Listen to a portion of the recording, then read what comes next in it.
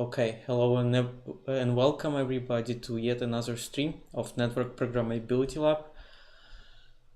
This is Dmitry, and today we will continue doing some cool stuff with Python, NetBox, and maybe some other things, or actually Ansible will be on today's agenda. So let me start by reviewing what we did last time. And last time we propagated our information about the network in the NetBox IPAM. For those of you who don't know, IPAM stands for IP Address Management System.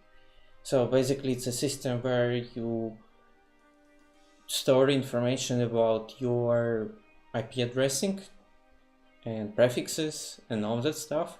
And depending on the system, you may have some additional functionality like keeping inventory of the devices, sometimes stuff like, VRFs, and sometimes some autonomous system information.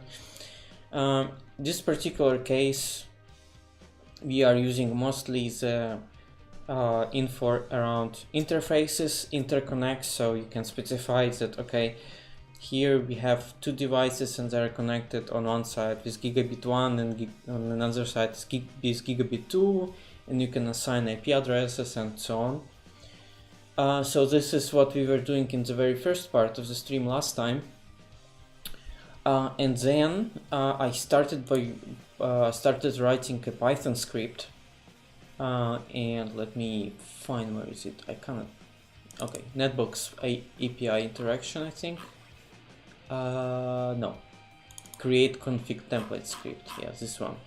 So I started writing the script where the idea is we connect to the NetBox via API, via REST API. We get information about IP addresses, interfaces, interconnects, and so on, and we generate a configuration for the device, and we connect to the device and configure it. So yeah, this is what we were doing last time. This particular case, we started using the library called Jinja2. And I can't see it here. No, okay, it's all right. Yeah. So here we had the templates where we were loading the Jinja2 templates, and here in this nested structure I had configs for Cisco, for iOS, for access port, for L3 interface, and basically we are substituting some variables here like interface name, interface description, VLAN number, and so on and so forth, and we were creating a config. Then later we were taking this config and we were pushing it to the device. So where is it? Yeah, right here. So, and we used an interesting technique called asynchronous programming.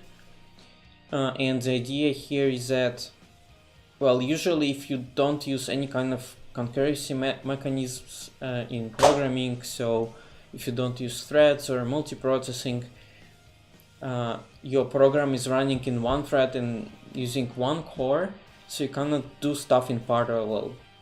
So if you have, let's say, 100 of devices, you generated configs for all of them, not a big deal, but then you want to push them, and basically you're going to one device, you're pushing config, then you go to another device, and then to the third device, and it's all happening sequentially. So this is a problem. And we, for a couple of streams already, we were discussing what are the ways to improve this, because this will be very slow. Usually people go ahead with threading. However, not so many people can write multi-threaded programs fine without errors. It's actually quite hard because multi-threaded programs have race conditions and stuff. So sometimes you make some mistake and you don't even recognize it, and it's actually quite hard to debug. So I usually also advise people against writing threaded programs if they do not know exactly what they're doing.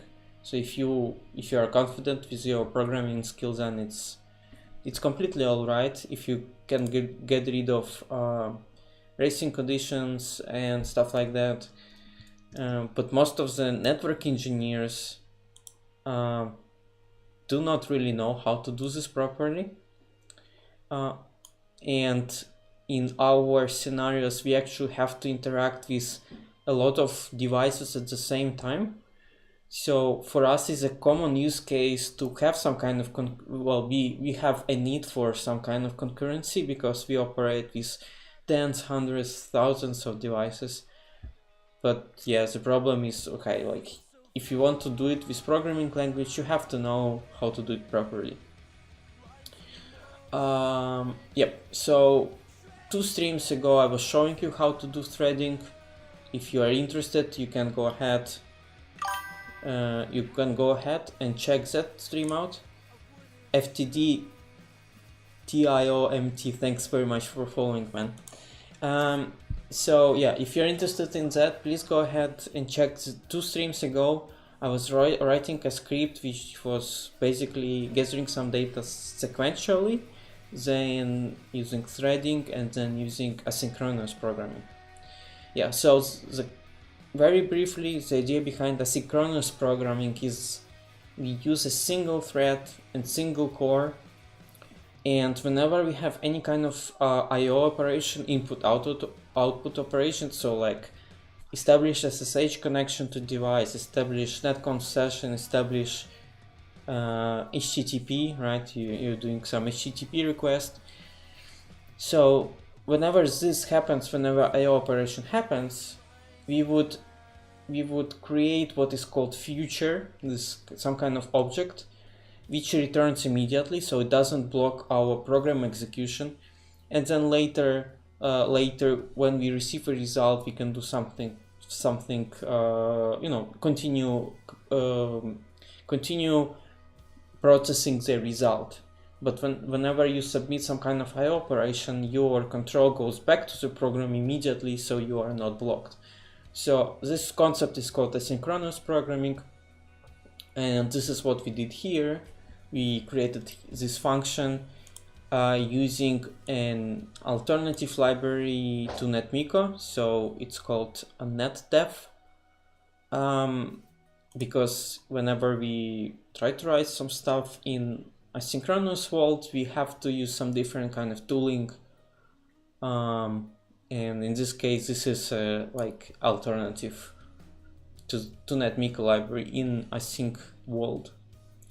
So you see the code itself is like this, at least part, and this is the only part where I am actually doing some kind of async stuff. It's not extremely complicated, it's quite easy to just take an example and copy paste and adjust it to your needs. Yeah, if you're interested in doing that, please feel free to do that.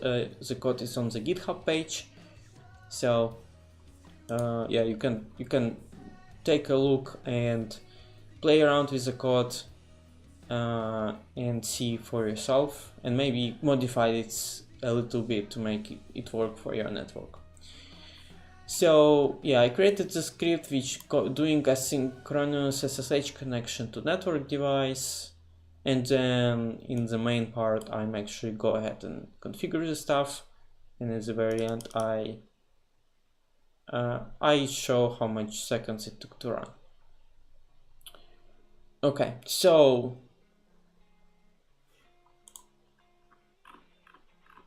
that was pretty much it. My lab network here is in GNS3.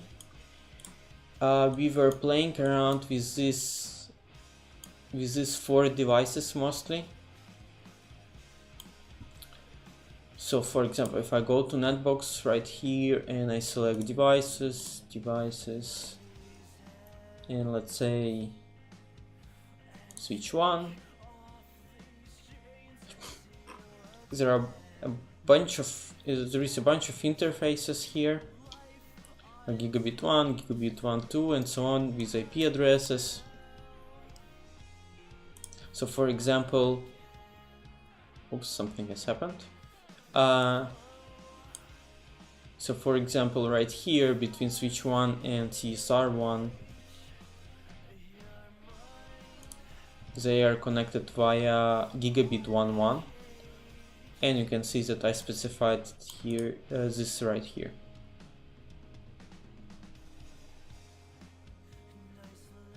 So, and let me go ahead to some of the devices.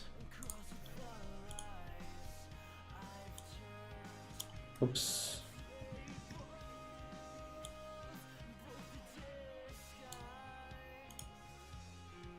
Okay, so I need to connect to this 5.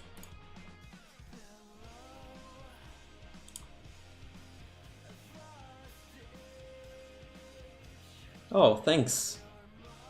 I'm glad you liked my hat. Hi to share. Okay. And I don't need this unmanaged switch actually.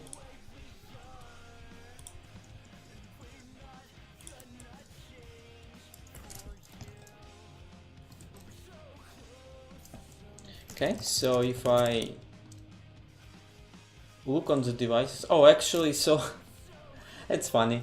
So what I did, I configured them last time using my script, but I think I just forgot to save the stuff, because the only thing I have is a management interface, but that's alright, because we still have our script.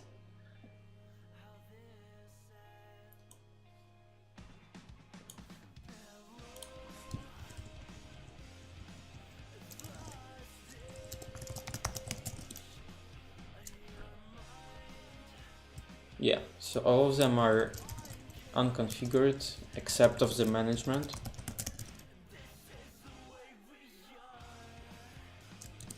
Okay, that's alright. So let me go to the directory netmicopython. I don't think that's the right branch. Let's see, git branch.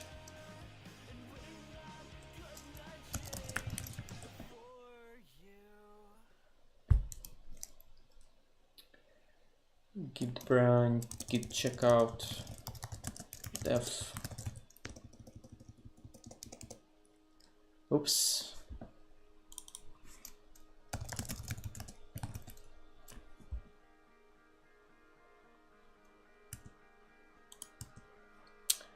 You know what? Let me do the following.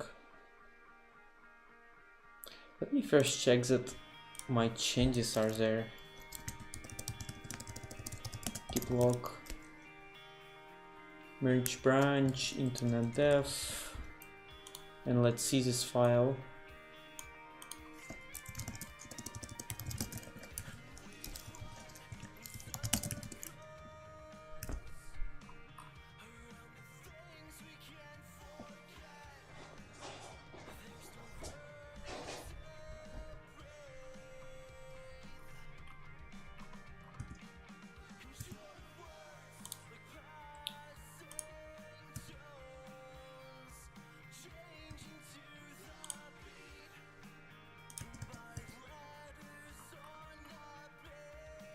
Okay, I have this change right there. There is another thing that kind of bothers me is every time I spin up my NetBox, it gets a new port.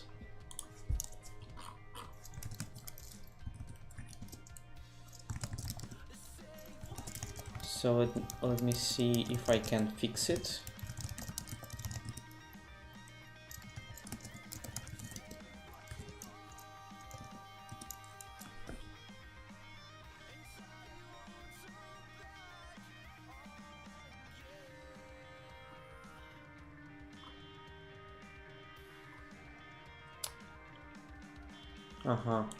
Right here, yeah, so.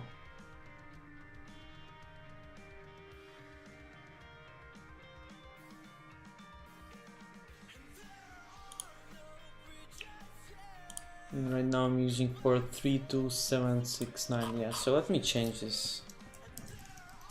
I am sick of changing this all the time in the code. So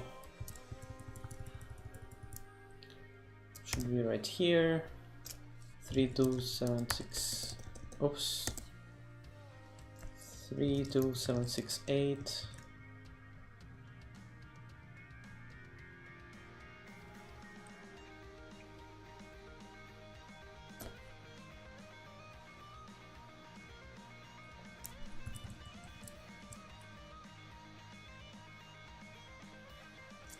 Okay, this should work. So we have to do docker compose stop.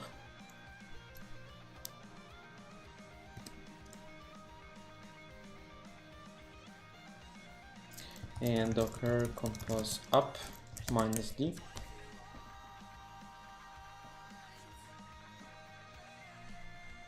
Okay, and if you do docker inspect, no, docker ps. Okay, now the port is static. Okay.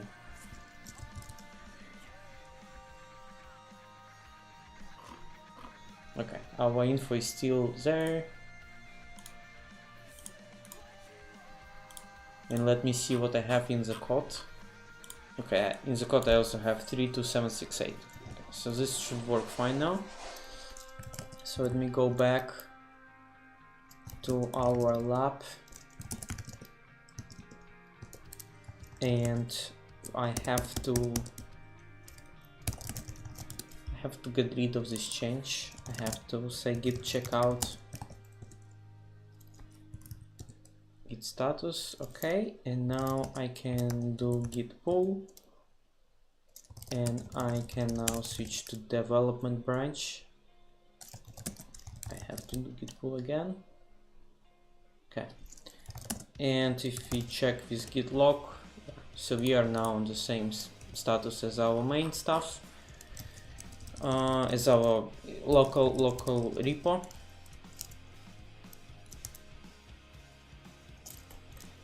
So let's actually configure. Let's run the script again, and if it is, let's see if it works. And I remember I had some problem with HTTPS. Let me try to get it from history. Create config templates.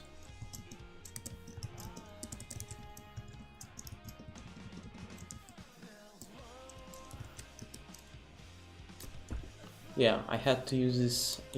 I had to rewrite my HTTPS proxy parameter for script to run, because this server is behind the proxy.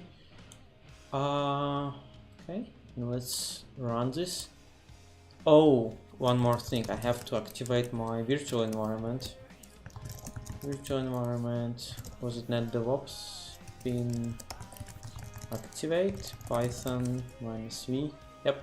So now I'm in my virtual environment NetDevOps with Python version 3.6, and I can run my script. Hopefully. There is one problem with the script that, I made the mistake last time.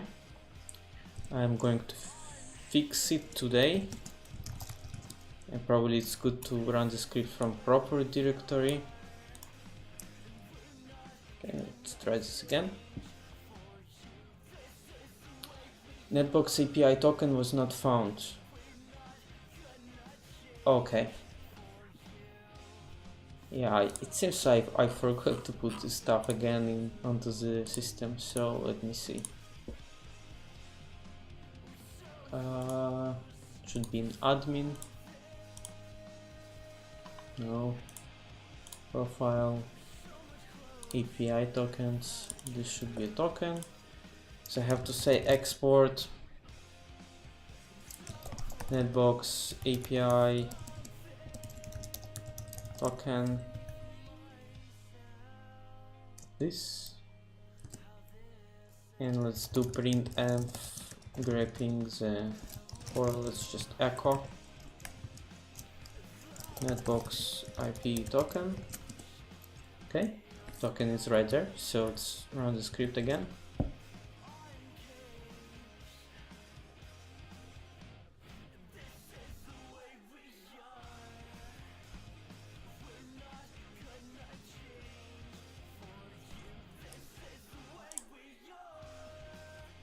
Okay, so I see some stuff is happening. So CSR1 and CSR2 have been accessed.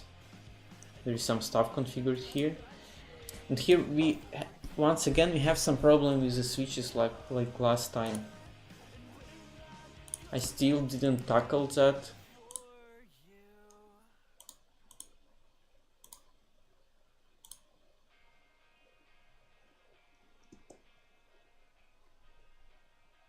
Oh, they have been configured though. You see that the hostname was changed. Let's see what is happening here. Yeah, you see that all of my CSRs have now the IP addresses. So if I look on, let's say gigabit 2, it says that okay, the description actually propagates directly from the NetBox to which device it's connected. Gigabit 3, this one is connected to switch 2. Gigabit 4, there was no description there, and there was a loopback description SJ-R1 main loopback.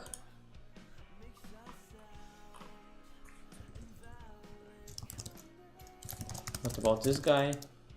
This guy also has some stuff.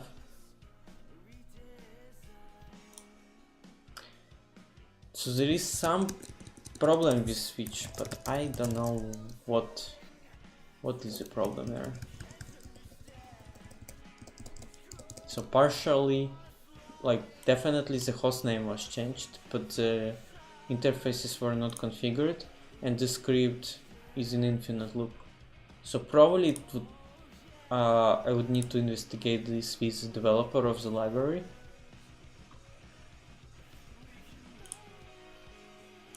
Let's see where it didn't work. Yeah, so something is happening there during the loop.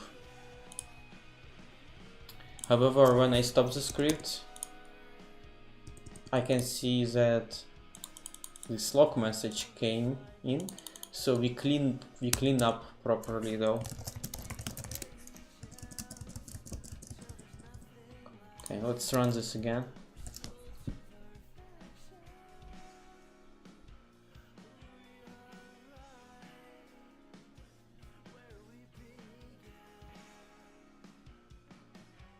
Okay, and this time it worked just fine. 10 seconds. Okay. So if I go to this device, we see that a bunch of stuff was configured. Let me actually do this.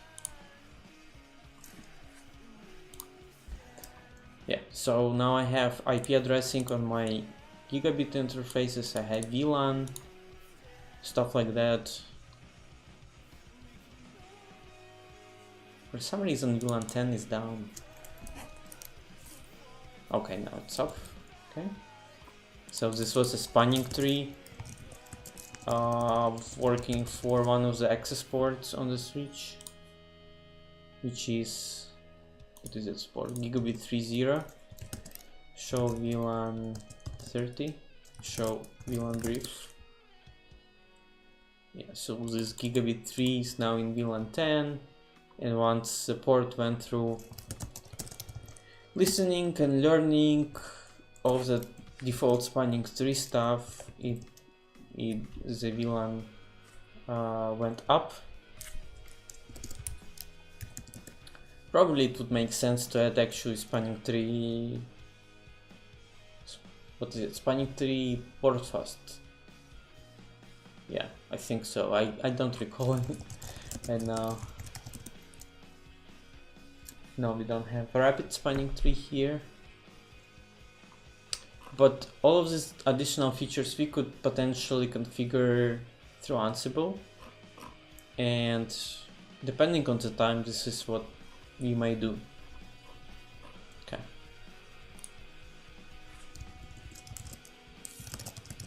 Let's check this guy as well. And I should be able to ping 13. Actually, no, okay, I didn't configure anything on this port. Okay, so I will not be able to ping from this guy, but here I should be able to ping just fine. So if I ping .2, this works. If I ping 17, this works. If I ping 9, this works as well. So pretty much between these 4 devices I have full reachability, which is cool. And I think it would make sense for me to put an IP addressing directly on the diagram. Or maybe not. Not sure yet.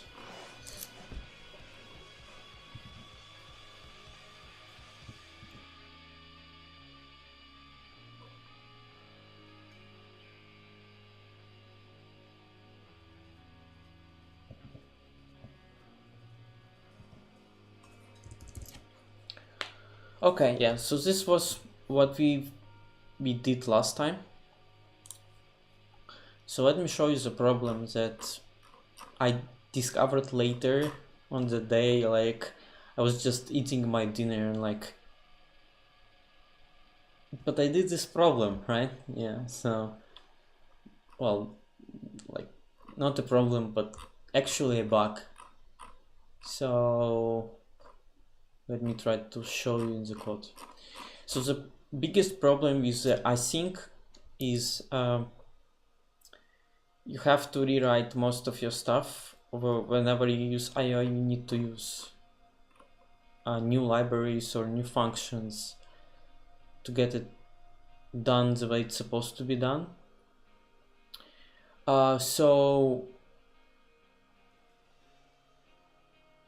if you still have some stuff that is blocking in async code, this may not end well for your program. So you really need to switch to this new style. So I did this async SSH just fine. However,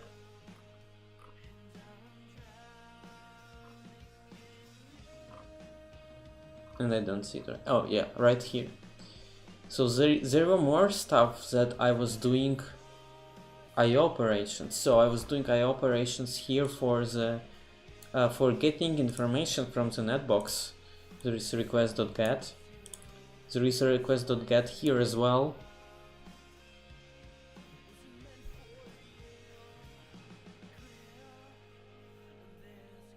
So this stuff is blocking, right? So yeah, this is definitely a problem. So we also have to switch from using request library to something that supports async IO, and in this case the library would be aiohttp. Let me find some docs for it. aiohttp.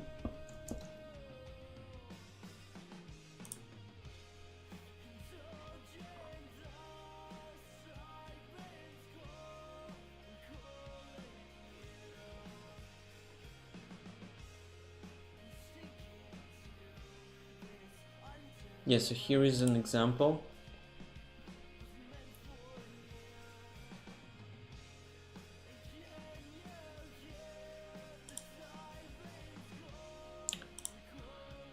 We have to switch to something similar to this code to get it done properly.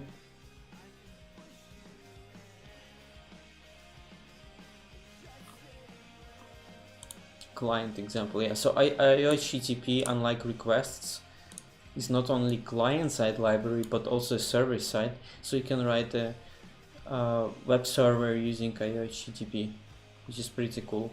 I haven't did it. I just didn't have a use case to do web server, but just the idea that you can do it is pretty cool. So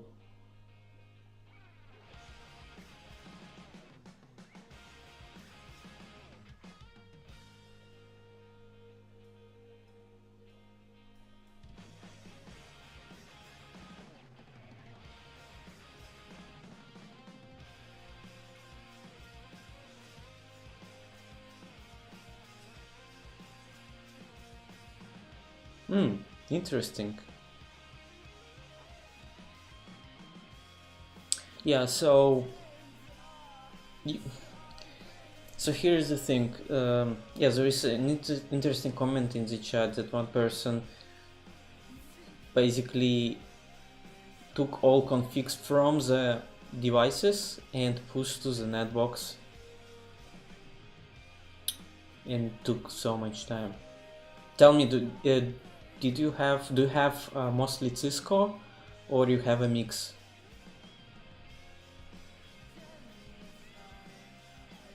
I'm curious, and meanwhile I will just articulate my thoughts around it. Is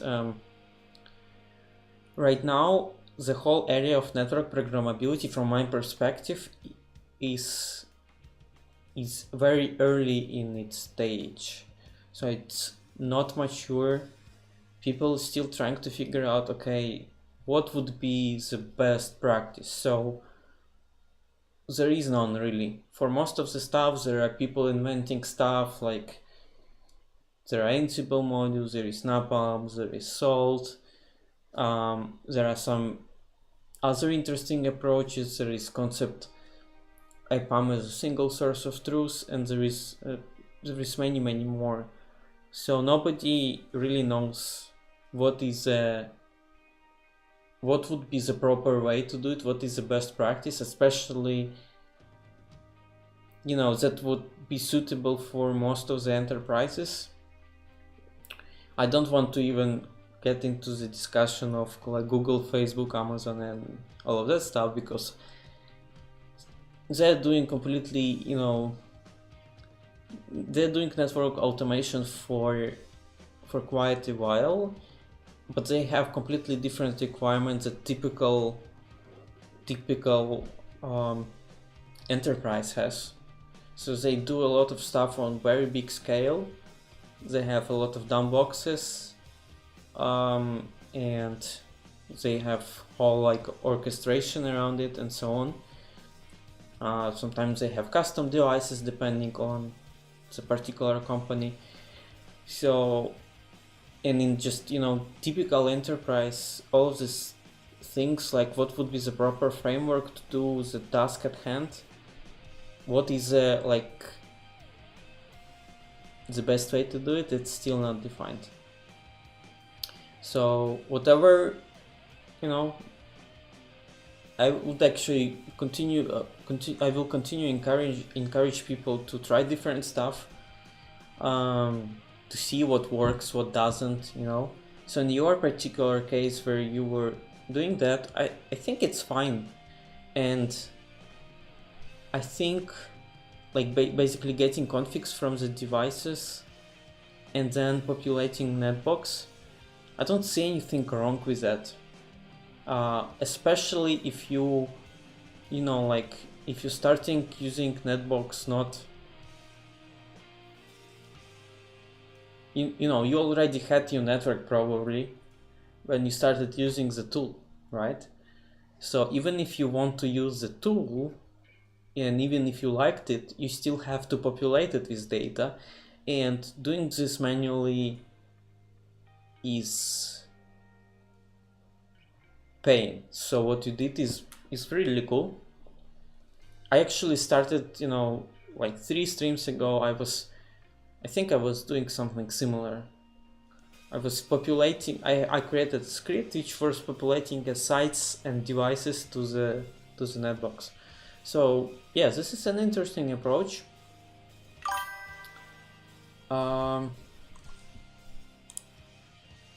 QSBBQ, thanks very much for following. So yeah, this is good. Yeah, tell me, I'm really curious. What was the biggest problem or problems when you were doing that? And how much you said that it took too much time. How much time if it's not a secret?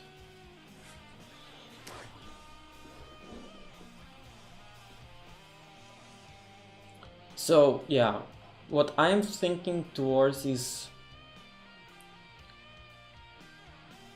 actually having the NetBox, the IPAM system, as a single source of truth for prefixes and interfaces and IP addresses. So that, you know, people can go ahead and change something in NetBox, in like GUI for the IPAM, and then this change would be reflected on the network.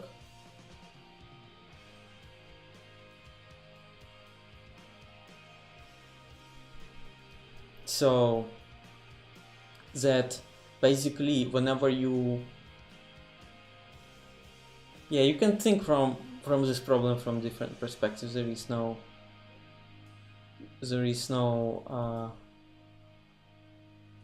silver bullet here. Nice. Did you connect to devices sequentially using like just NetMiko and like for loop, or you were using something like threading or maybe asynchronous programming? I would suspect not, because 20 minutes is usually not the time how long the script run. But anyway, that's pretty amazing. Really cool. Yeah, so in this project I lean towards, I want to have all of my data in NetBox and then populate network configuration from it. So it all starts with this new very buzzword called, well, not exactly buzzword, but many different people understand different things under the intent-based networking. So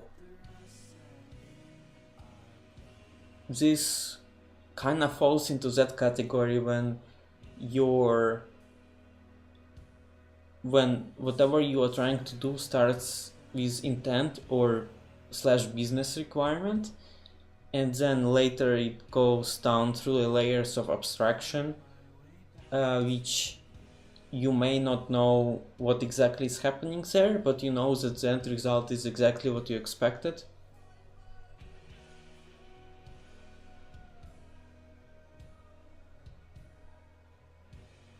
So yeah, this would be one of the examples of intent-based, right? So you define something in GUI. Probably even the next step for intent would be to, like, I want a new subnet which can allow, let's say, 200 users, and then the system does all of that stuff automatically, allocates a new prefix, reserves some IP addresses for like default gateways and stuff, and configures devices regardless of the actual hardware. But yeah, I think we are not quite there yet. Yes, the question is, how does NetBox interact with DNS? I have no clue. What would be, what are you trying to solve with DNS in this case? What would you like to resolve?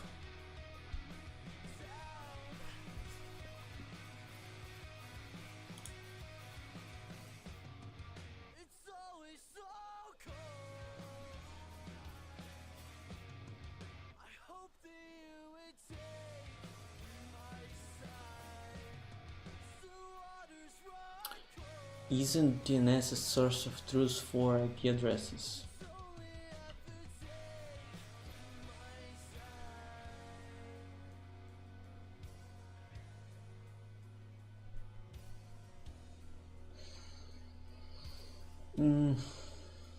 I'm trying to think this through.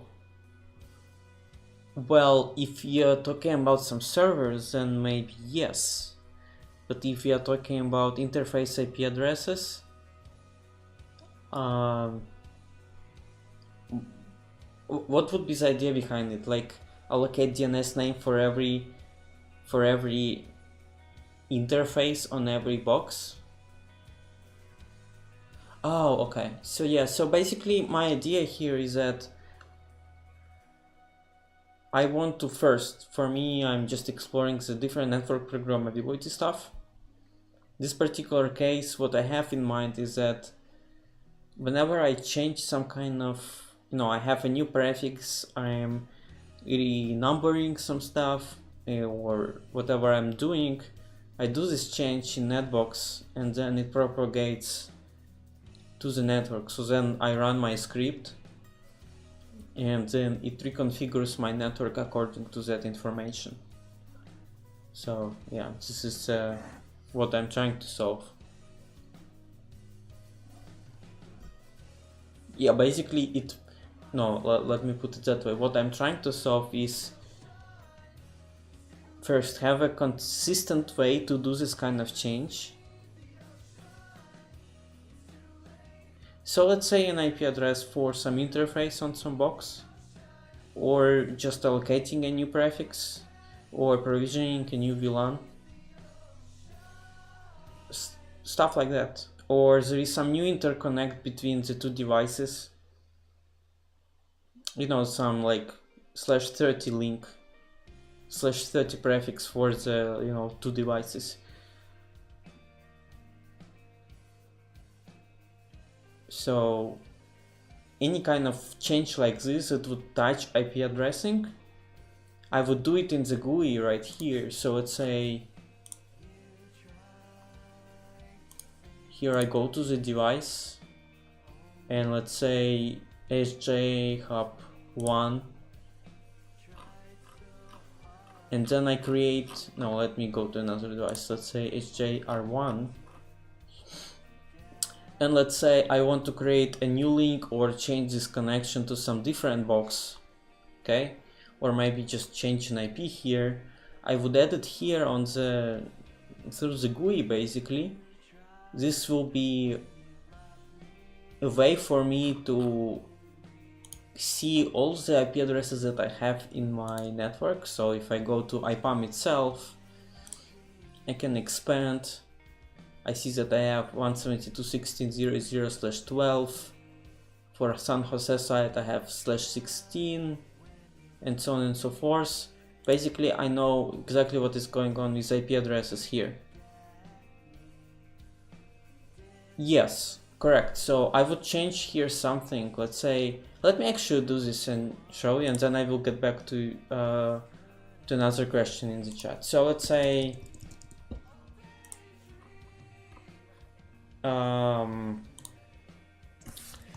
there was some IP address here on gigabit 4 on CSR1. The IP address was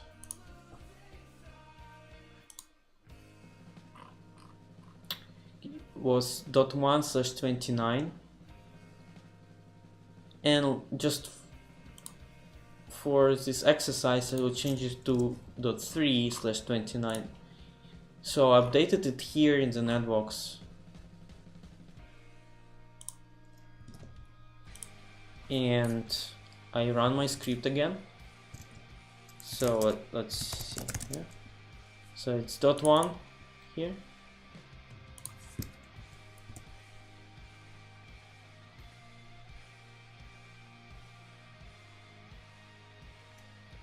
Okay, something is going on. Okay. And now my IP address here is .3. So this is the whole idea behind it. So I change any kind of stuff here. I add new prefixes, new provision new VLANs, I add IP addresses of the system here, and then this change I can propagate to the network. Does it answer your question?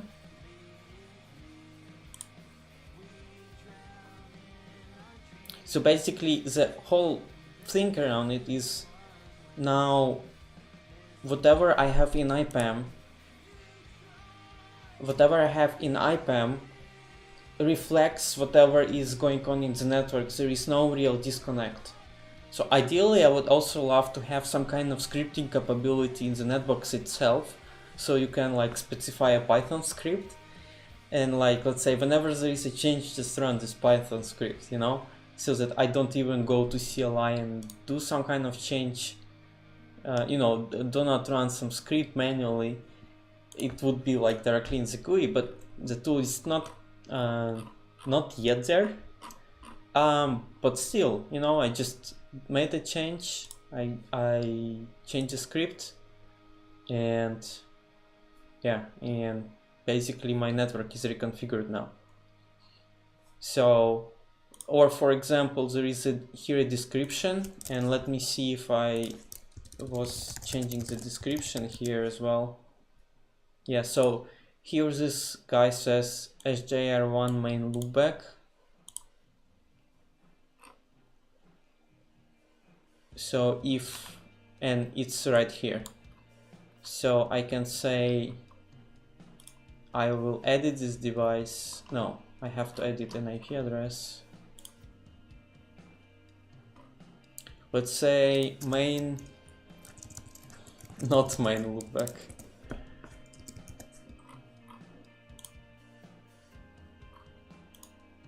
Okay, and I run the script again.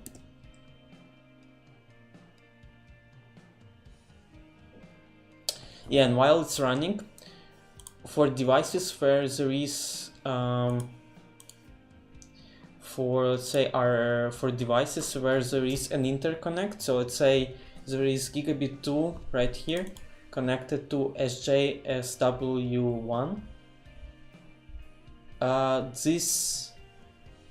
This part will be actually added to the description. So if I have this connection, so first let me go to device and show you the loopback first. Show run interface loopback 0. It's now here, not main loopback. Oh, and thank you very much for subscription. Really appreciate it. So this is the first part. You know, because loopback is not connected anywhere, you know, it just takes directly what is here. But for this gigabit 2, for example, it's created dynamically. So if I say show run interface gigabit 2, it says it's connected to SJSW1 gigabit 11. I can change this connection to something else and then run the script again, and it would change the description as well. I think that's pretty cool. Yeah, so there was ask for the GitHub link. Yeah, so my code is on the GitHub on my page.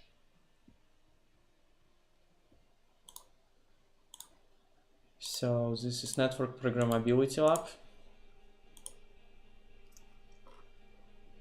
Please do not yet, you know, use it in production network, but if you're interested, definitely check it out on the check it out in some kind of lab first. Yeah, so yeah, there was some other question. Which library do you use for work with NetBox API? Did you write it by yourself? Okay, so the whole thing here, every script that that is here was written on the stream. I think like 98% of it was written directly on stream by me, so all this part. If you're asking about the library to interact with NetBox, I'm just using the request library, Python request library and Python requests. So this is HTTP for human basically. it's pretty straightforward. I have to provide an endpoint where I connect, headers containing the token, and then basically I just parse data. Yeah, thank you very much for joining. Join next Sunday as well. Okay guys, if there are no other questions, we have to fix our problem with blocking code. Oops.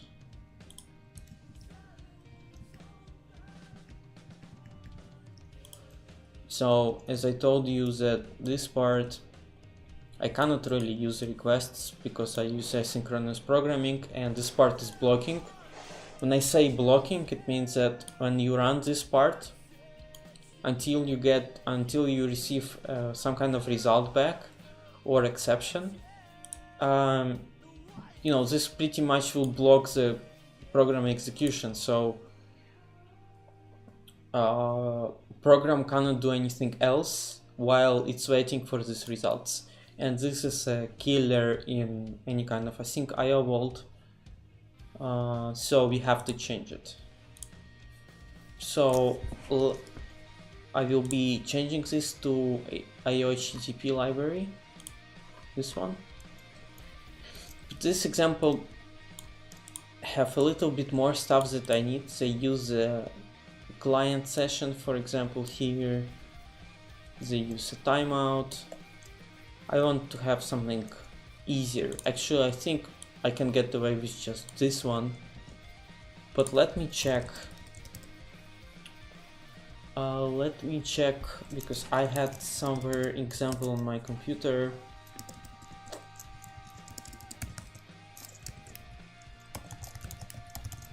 For using the aiohttp. Let me check that out. So I think this one.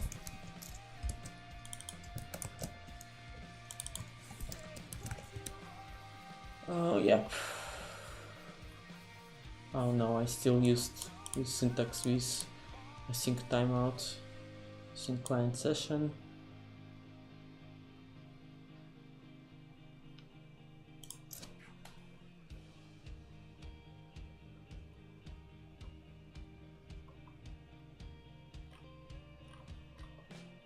Yes, this will require some work here. Okay, let me first create a new branch here. So git checkout -b.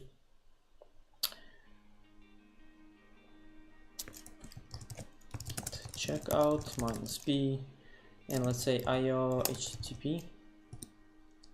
Okay. Now we rewrite some code.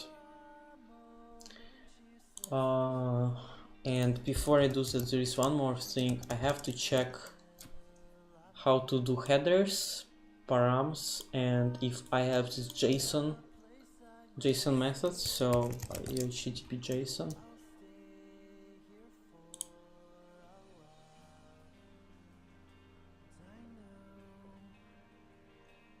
aiohttp client response to JSON method returns a generator.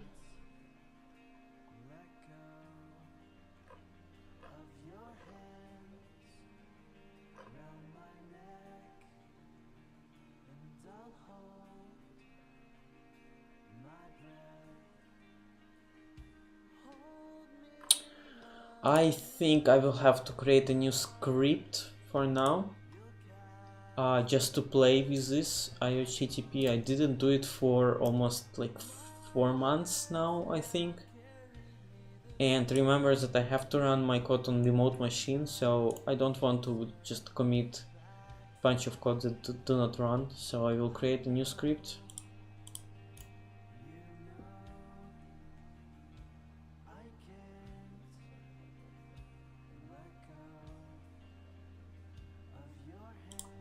Let's see, aiohttp NetBox.py. So part of the stuff, part of the code I will copy from here.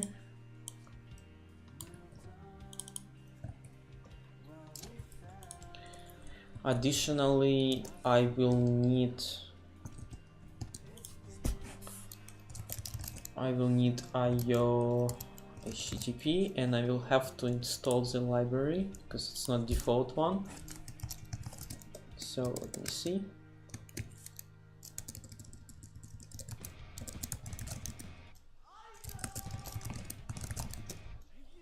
Okay. So I have to also jump to my NetDevOps virtual environment.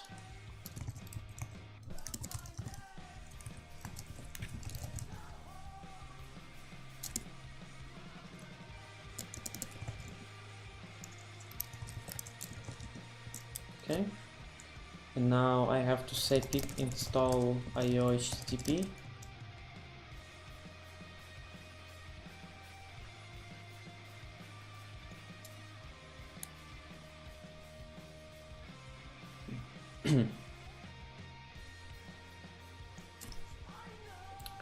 So now I can do pip freeze, and I have to add these two requirements.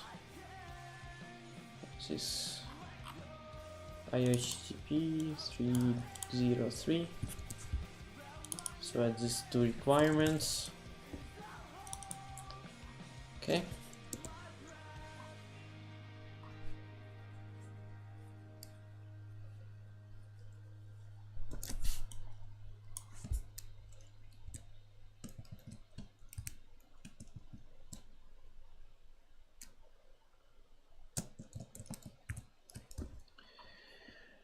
And I will have to import async IO as well. Import async IO.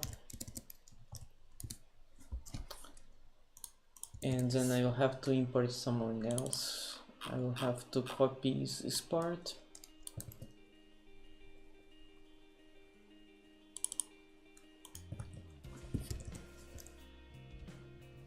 And we will try maybe with just a couple of URLs. Let's say URLs.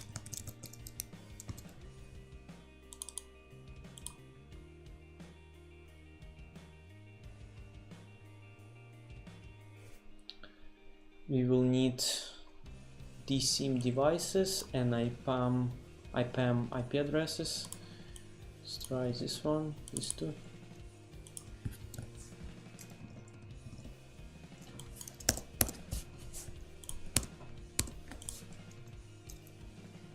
Oh, sorry, I already have all of the stuff. We'll also import time. I don't need this part.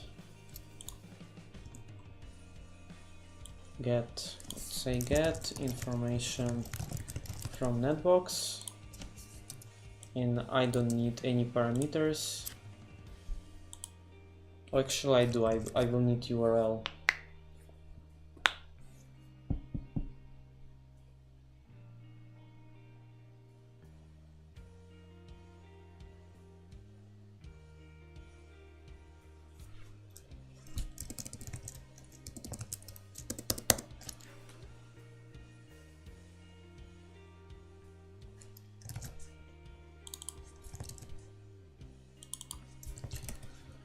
Okay, and I have to define my URLs variable.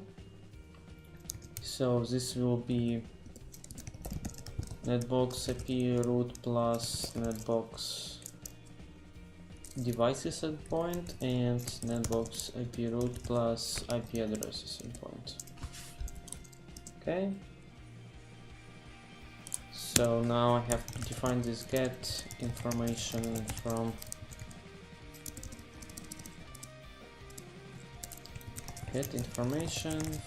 NetBox URL.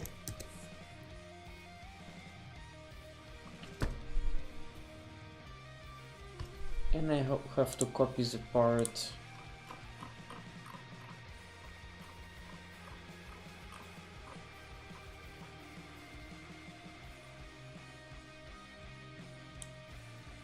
this one, and this should be async.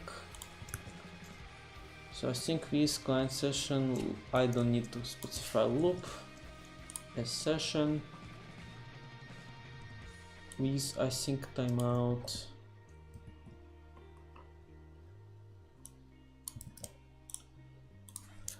Have to import async timeout as well.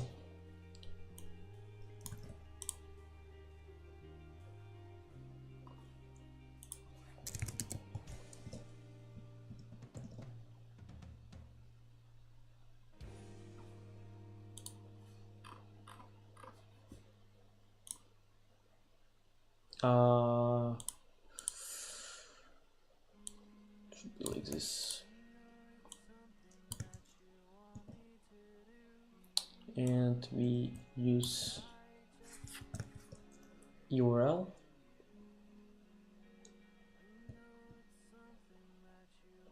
Async with session get as URL. Okay, now I can return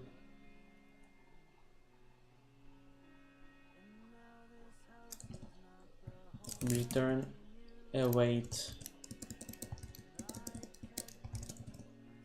on response.json in our case. Okay, let's check this out. Oh, there is one more thing. There should be form headers.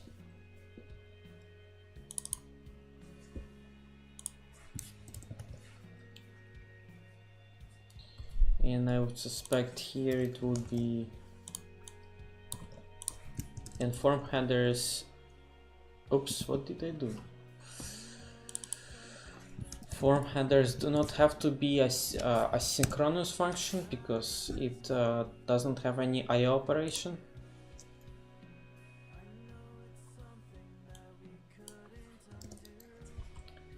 Also need decouple library here.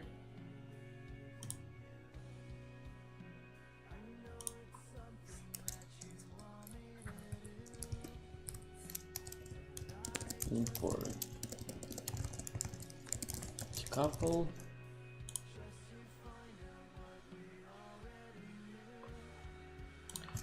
Let's try headers is equal to headers.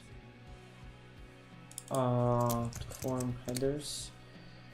Okay, and I think there is one more problem, is that I don't have this NetBox API token on my CLI. Let's check.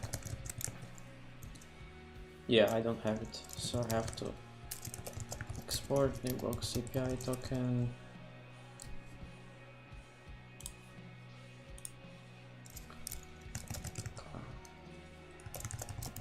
NetBox API token is this one.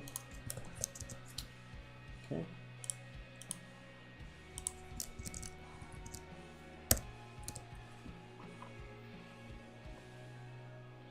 Okay, this looks okay to me. Let's see if this actually works. So it should be Python.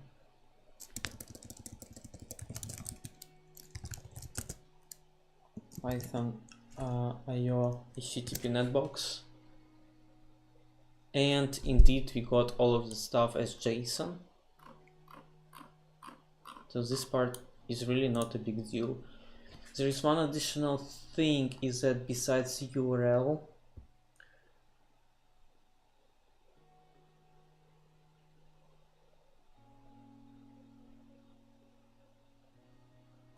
I think I will need params none, because for some functions we want to pass query parameters. For example, right here, params query params. Params query params like name of the device. Okay, this one may be useful.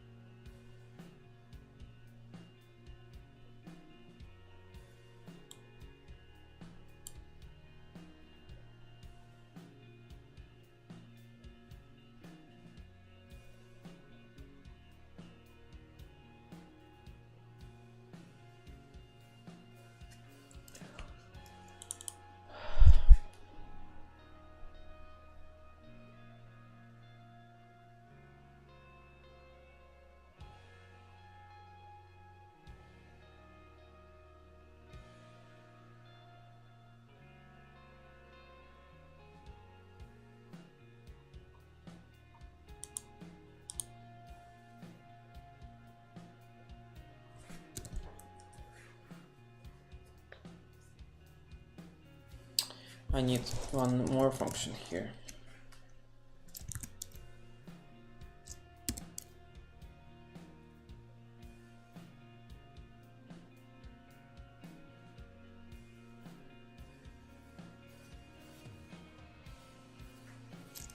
Get everything from NetBox, and then I will change this a little bit.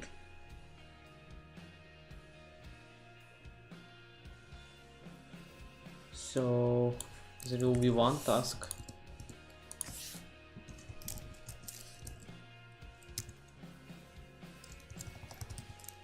We'll create task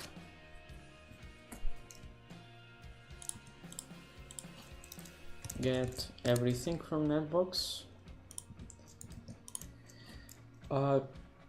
Yeah, the reason why is that in this code, basically in one function, we are getting required information here, and after we got this info, we can then later do some stuff with this.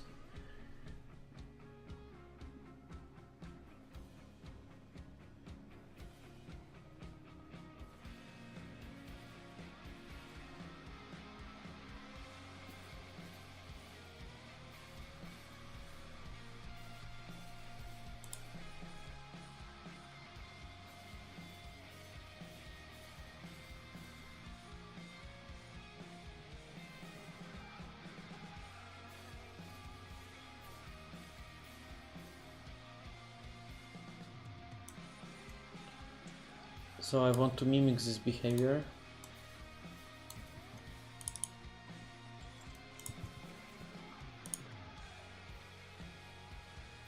This I think will break.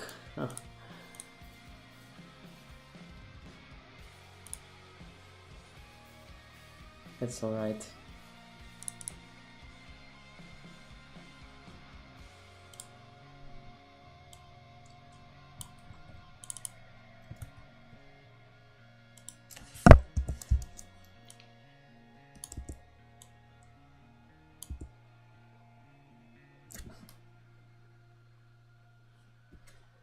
Okay, we have to change to this function, get information from NetBox.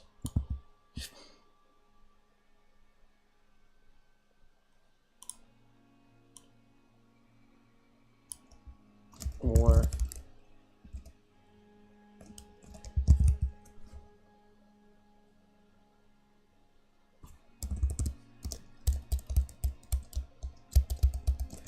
just let's call this fetch.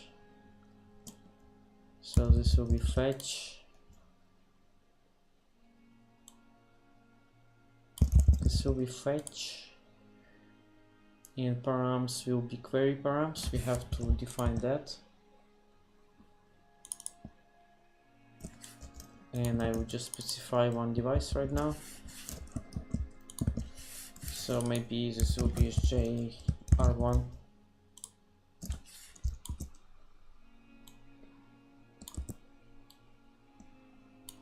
Fetch, let's say JSON.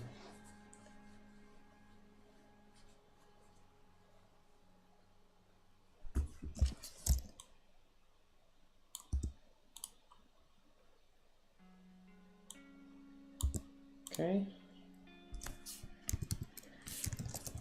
Results. And I will just print this here.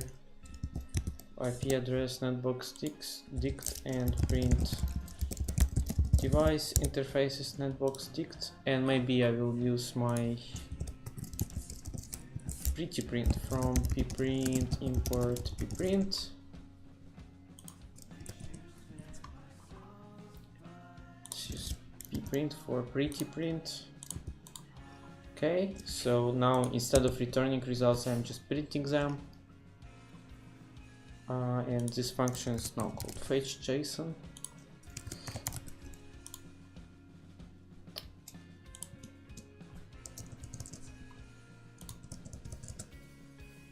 Okay, so I will not to this one. I will just run this one task.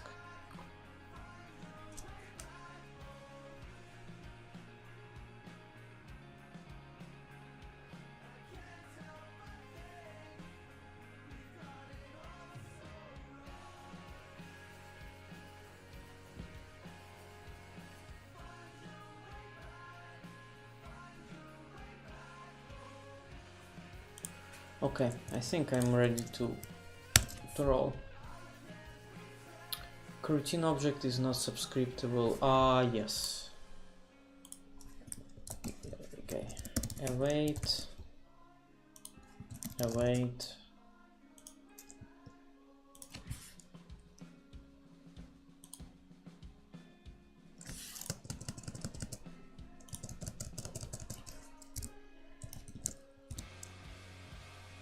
Okay. Yeah, I have to move this results part.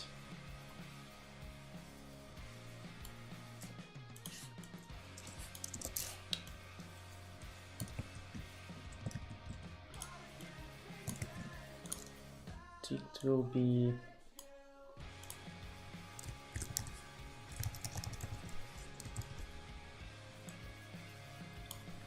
IP address, NetBox dict coroutine will be this.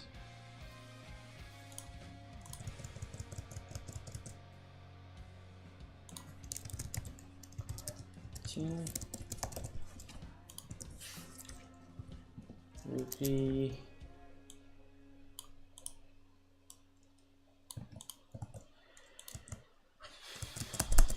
let's hope this works. Will be this guy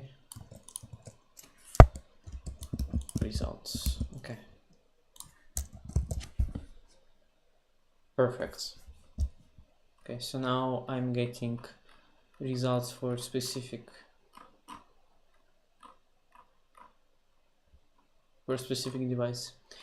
There is one, well, in this particular example there is absolutely zero concurrency. The reason why is I have only one task. I have tasks and I have one task.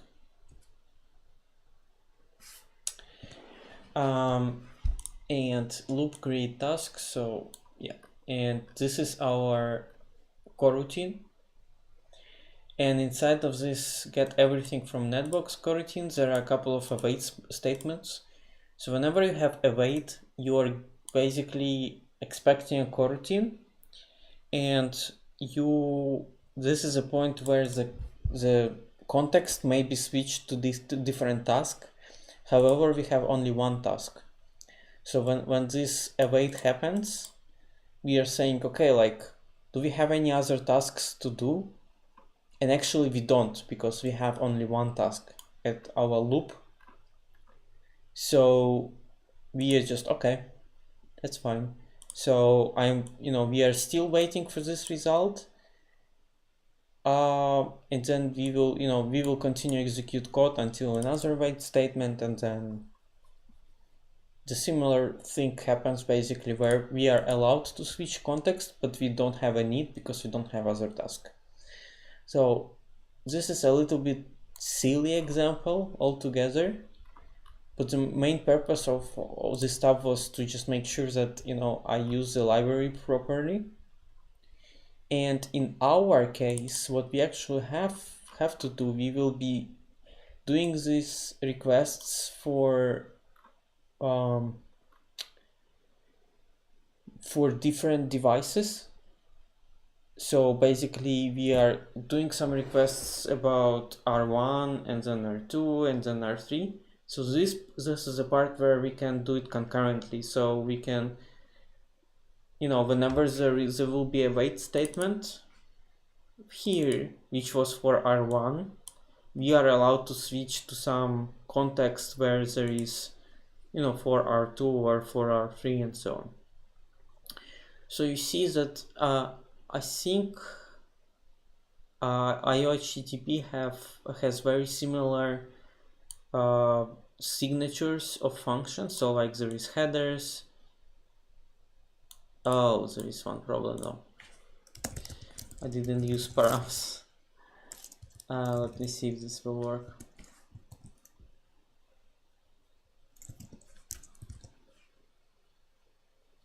Okay, this still works, and now this part is correct. We are getting info only about one box.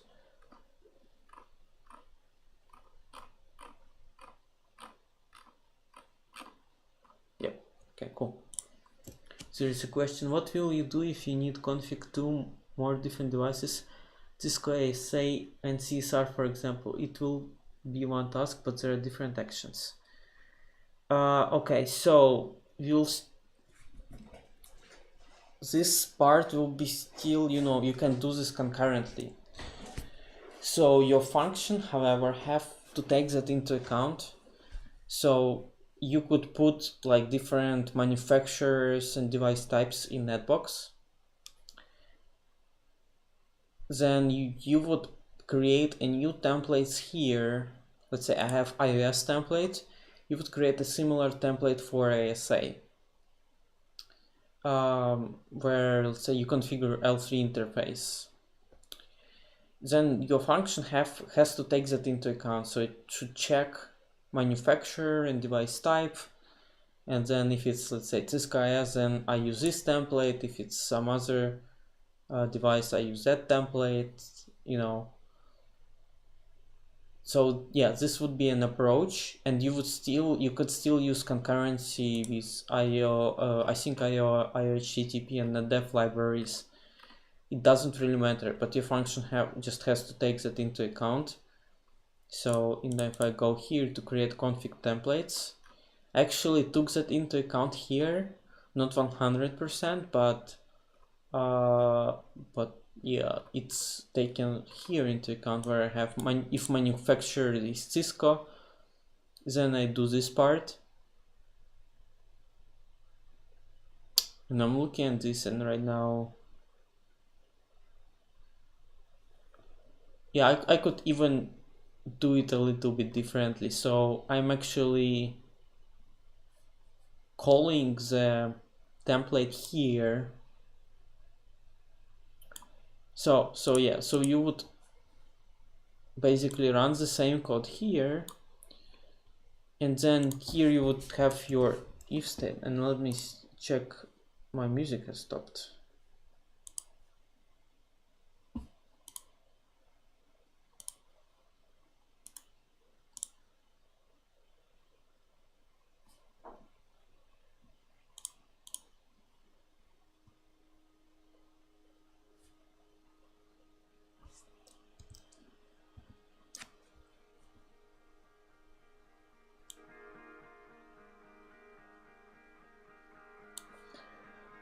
Yep, so your part here would be pretty much the same, because the only thing I'm really doing here is I'm just rendering I'm getting some parameters in the dictionary. And here you would use your if statement to understand device type, and depending on the device type you would render different templates. So you see that in this case I'm getting this config Cisco ISL3 interface template. In your case you would have to create a new template for, let's say, ASA, and use this get template config Cisco ASA L3 interface template, and it will create a different template, basically different configuration. Most of the part will be still the same.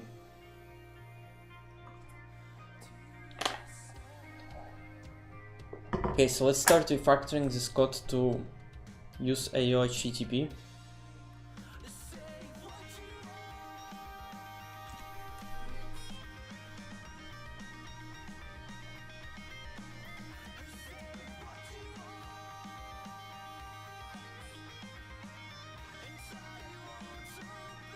Yeah, so for example here L3 interface, this is my config for Cisco IS you would create very similar file for ASA. For ASA, most of the stuff will be similar, except you would still have name if.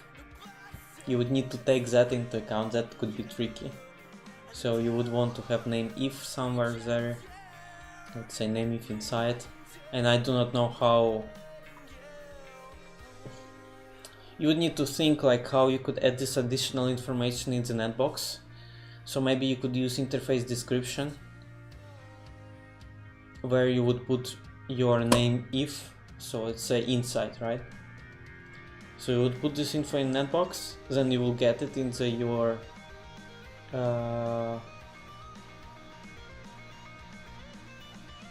your Python script, and then you say, okay, this description for Cisco ASA, this is actually some additional piece of config that I have to render.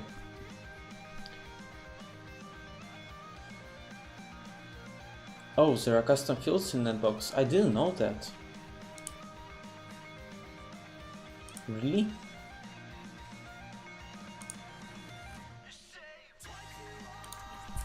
Let me see. Custom fields in NetBox.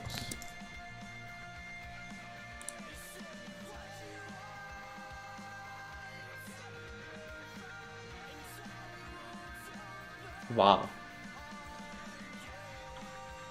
Must be created through admin UI under extras. Wow, this is cool.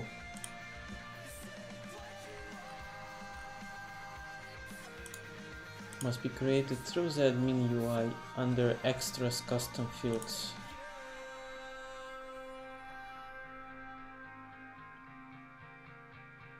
I don't see it here.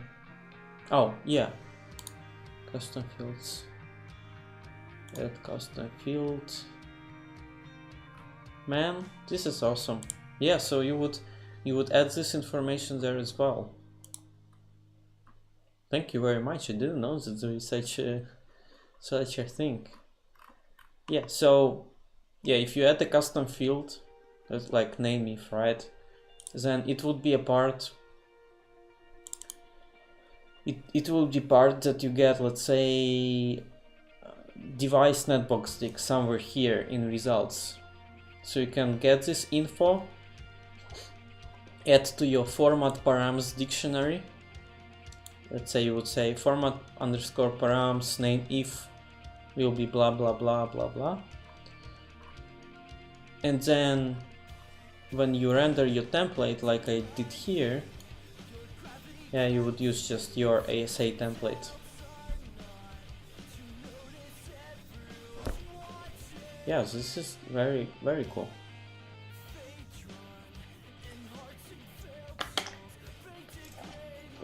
Okay, so let's actually do some work.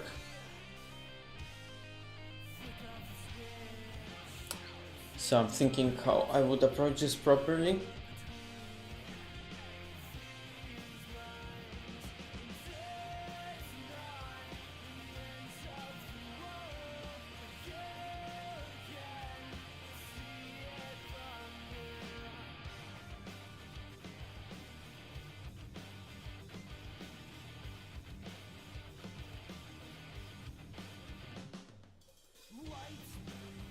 Yeah, that could be painful. Do they release this in docs?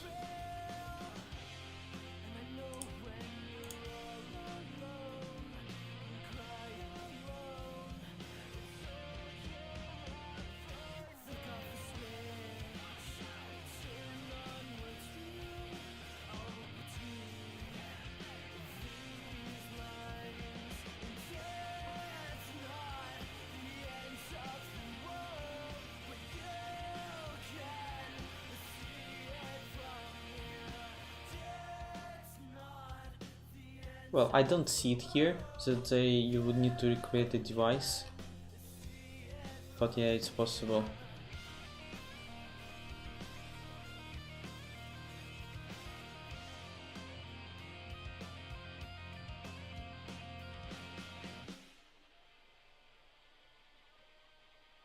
Okay. Yeah, I'm actually waiting for update to 2.3 because in 2.3 they have support for VLANs assignment to interfaces, and I had this problem before where, let's say, on switches,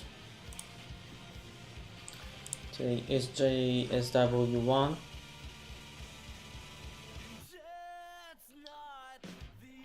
let's say here I had to specify .10 on switch to kind of like let know that okay, this port is in the VLAN. I think that I could solve this with this custom field, but they are bringing the native VLAN integration in 2.3. So basically I can say that gigabit 3.0 is related to VLAN 10.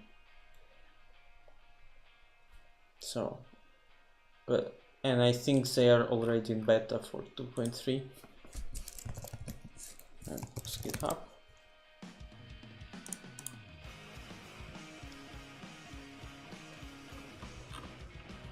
See releases. 2.210, yeah, 2.3 beta 2. So yeah, I'm waiting for the stable release and then I will upgrade. Okay, let's do work. So we have to create a synchronous function for our GET requests. The way I see it now,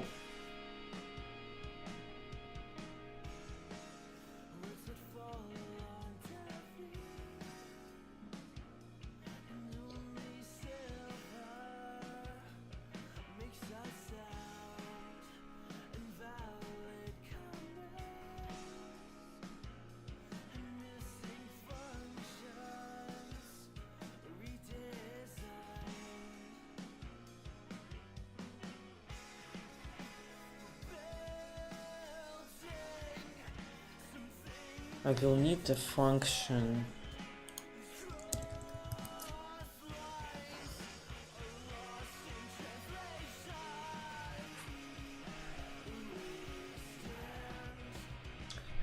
Okay, first no, I have to check the docs.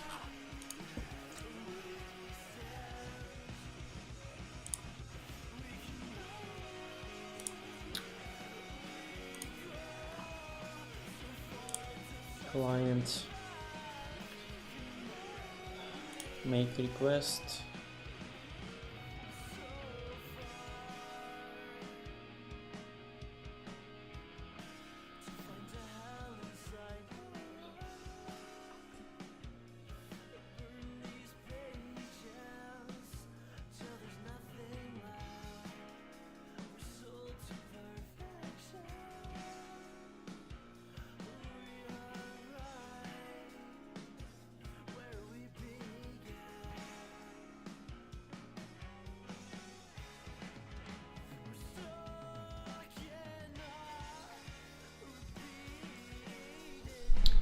They say don't create a session per request. Most likely you will need a session per application which performs all requests all together.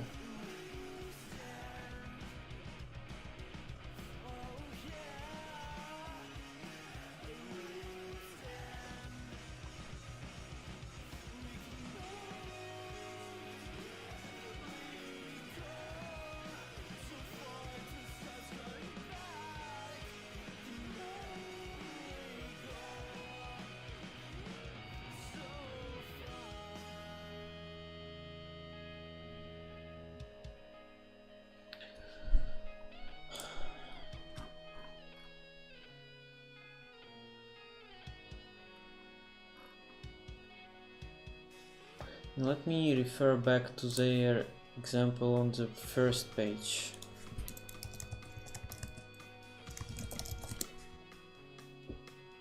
I'm thinking where would be the proper place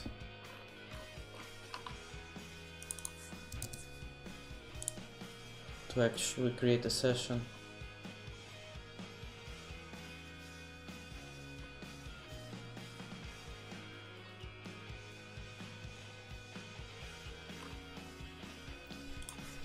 aiohttp, how many sessions should I create?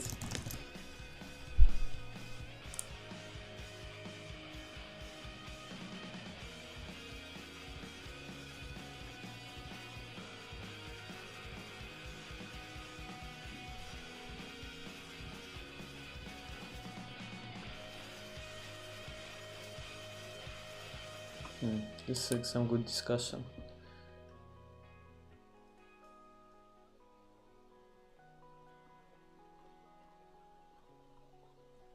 Client session is storage technically may live forever. Limit parameter. Answer is client session should use the same loop as the web application and all other libraries. Creating a session per request. Creating session per request is quite expensive. For a case, better to push session into app. Use amount of TCP connection establishment, especially if you use session for access only one site. The code calls random sites on every call. Persistent session is not very useful. A session per request is a good solution. But if you make calls to specific site, long-running session provides much more benefits. Let's assume you want to call GitHub API.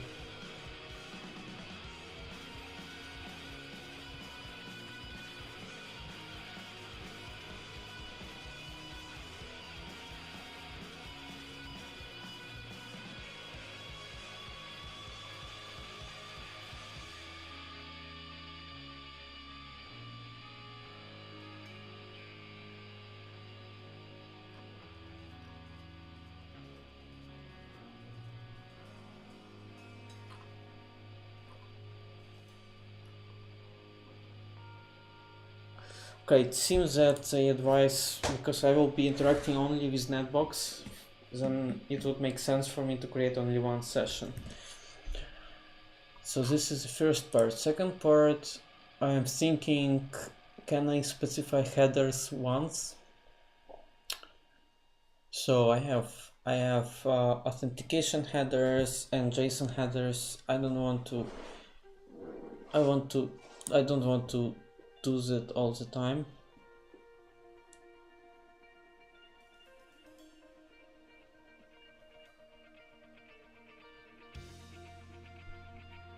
Okay, I can use here JSON, it's the same way as the request library works.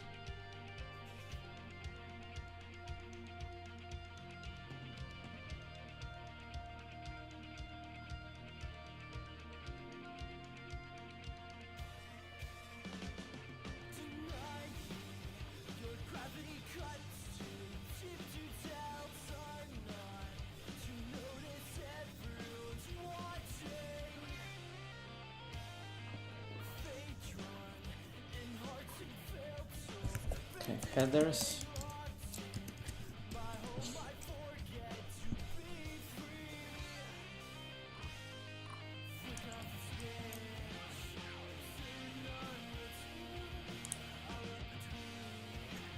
Okay, here custom headers. Session. If you need to add HTTP headers to a request, pass them into a dict.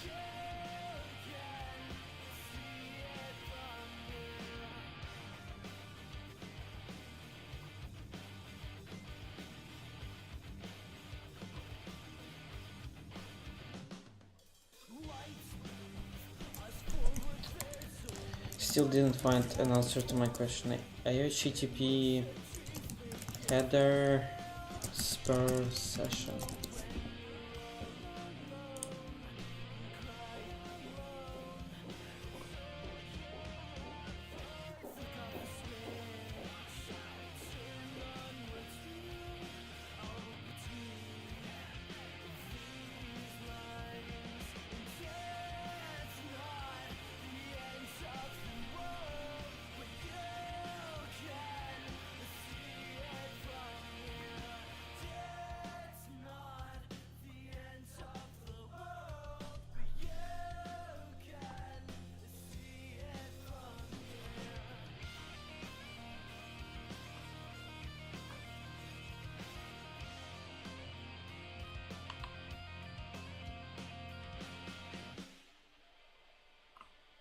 Okay, here is some example with headers.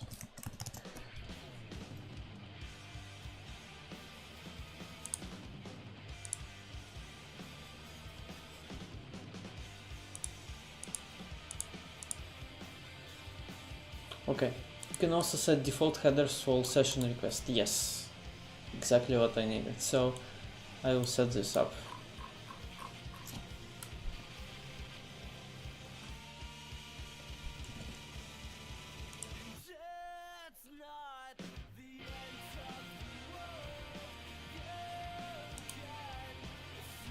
So let's say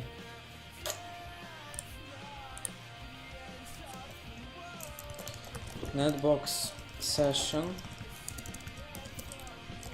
will be IO HTTP client session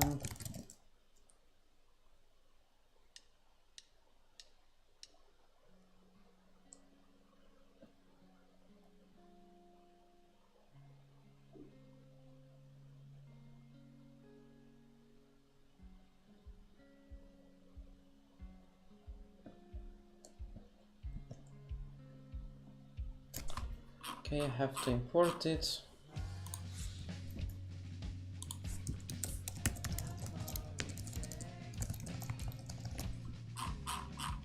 Okay, client session headers will be form headers. Okay, good.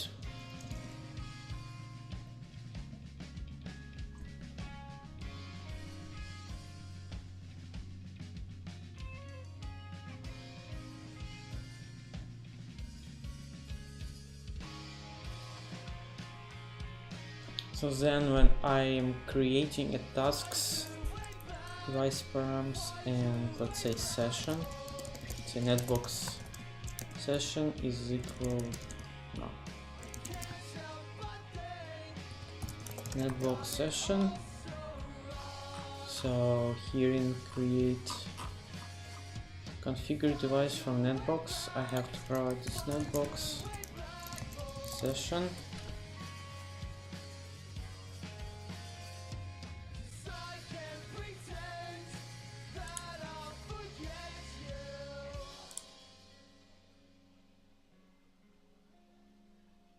And I have to pass it, I have to nest it further to create device config.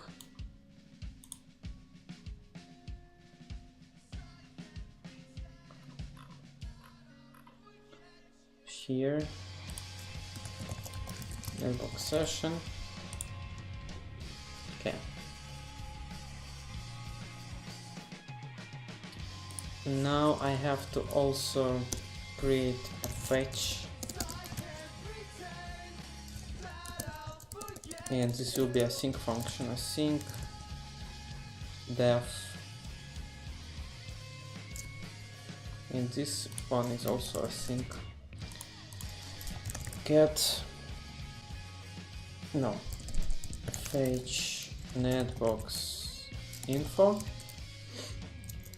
and let's say we have NetBox session.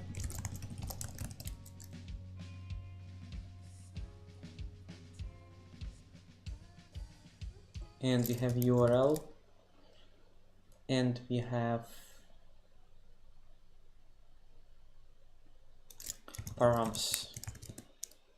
Okay, and then we use what was in the example, async with session as response.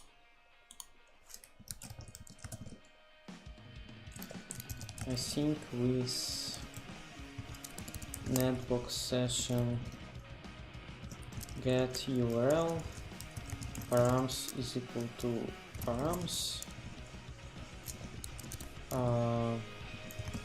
result is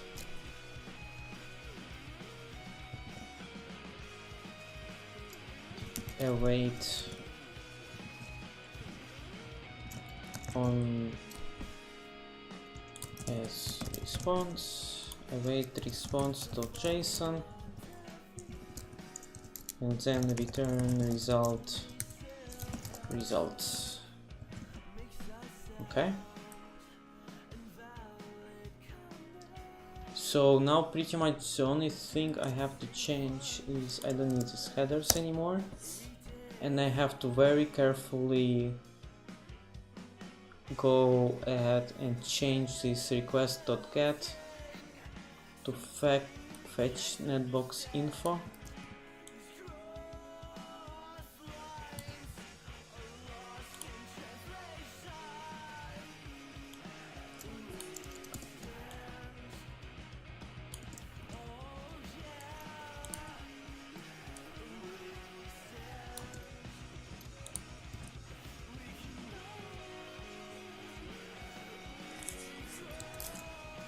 NetBox session.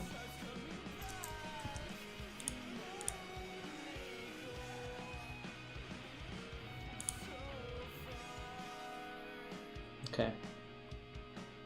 And basically here is very similar stuff.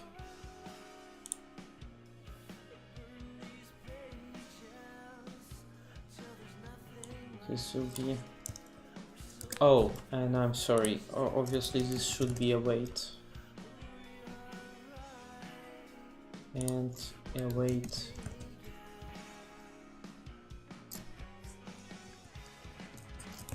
Fetch NetBox info.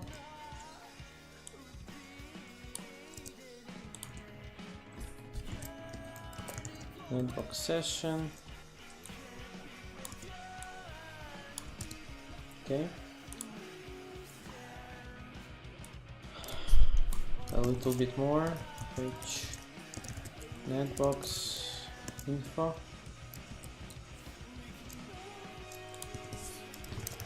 NetBox session. Params.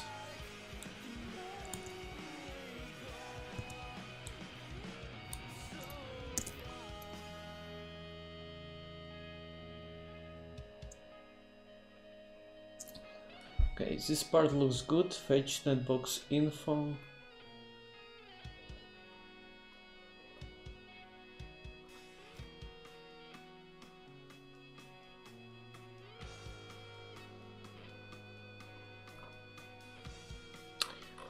Though I will rename this a little bit. No, it's good. Okay. So this part is fine.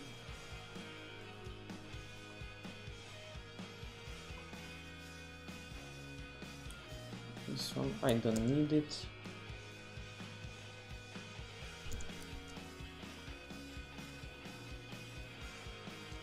There was this create VLAN function. And there was another request. So here is another request. Hi there. Thanks for Kappa in the chat. So this create VLAN function will also use NetBox session. We need query parameters. Okay, so fetch, await, fetch, NetBox info, NetBox session.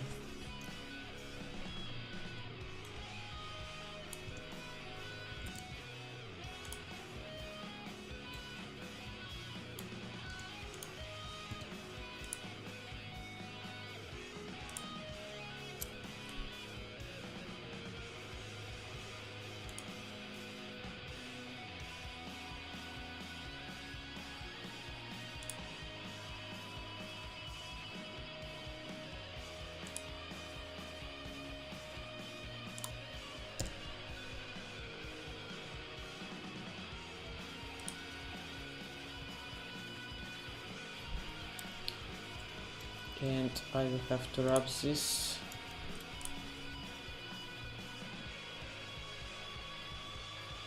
Okay. This part looks also okay, so now I have to find my create VLAN here. And I have to say await create VLAN. And NetBox session.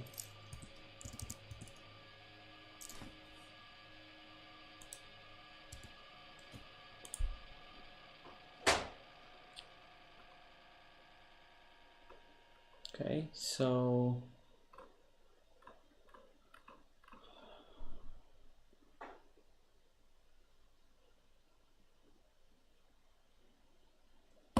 DigitalOcean provides some NetBox client.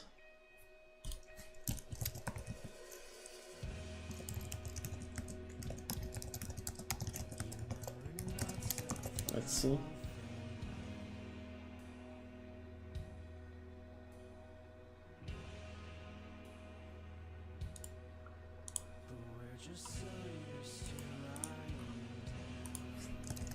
to IPAM NetBox.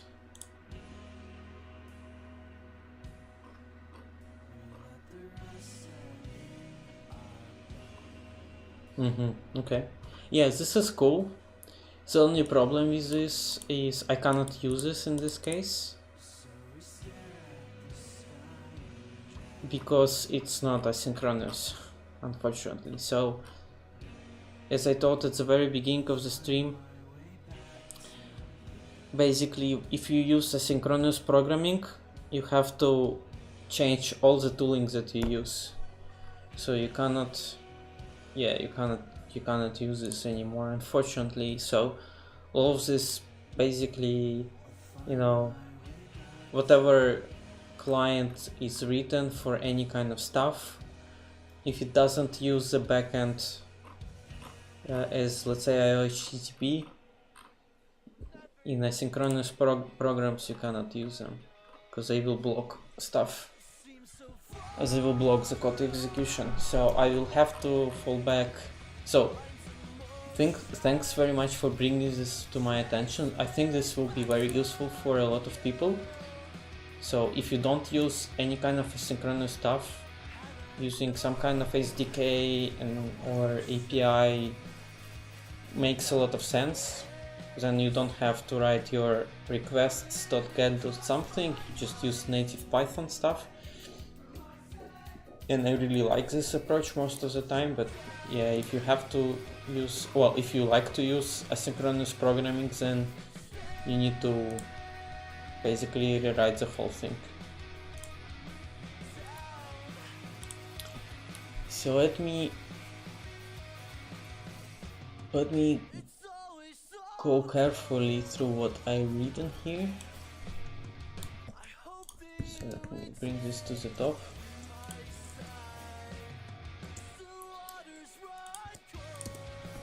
It's async could be a little bit hard at the very beginning, but it's definitely worth it. So it just reduces program execution so rapidly with almost zero additional overhead. Like, there is some overhead, but it's so insignificant compared to threads or even and especially multi-processing. So it's one thread, one core, and your program is so much more efficient. Yes, there is this steep learning curve. Yes, there is this problem with tools, so I cannot use a lot of libraries now. But even despite that, it's really worth investing your time. And as I thought at the beginning, with network engineering, we usually operate with hundreds of devices, right? With thousands of devices. And we always have this need of running the stuff or like very simple task, collect MAC address tables and some other outputs from thousands of devices, right? So with async IO, your program will run within like 5 seconds or so for thousands of devices. So it's definitely worth it, worth learning. Yeah. So it's a couple of streams before I wrote the whole thing from scratch. So if you're interested in that, yeah, feel free to watch the recording on my YouTube. So let's see. So I have this fetch NetBox info with 3 parameters. This part looks good. This part looks okay.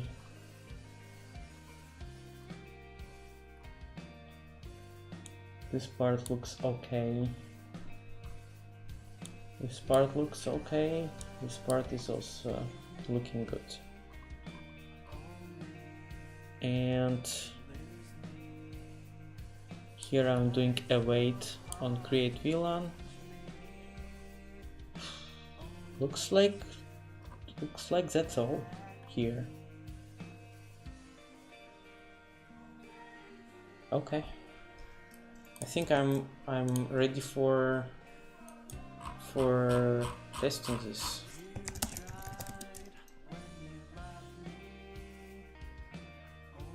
I will move this script to some new library, let's say like practice scripts. Just practice. Okay.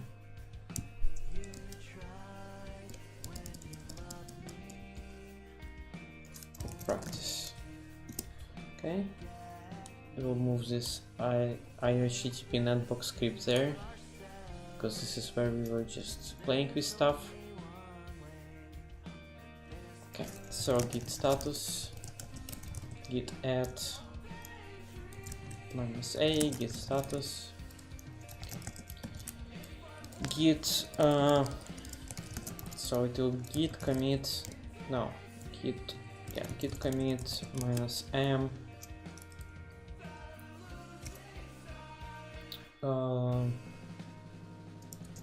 replace requests with aiohttp to make this script fully asynchronous.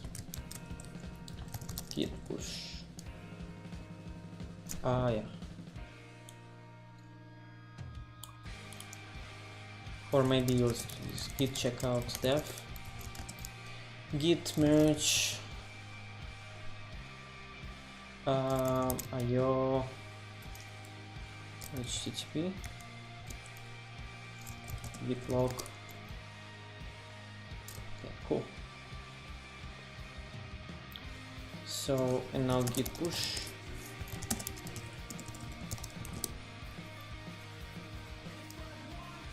Okay, good. So now git pull.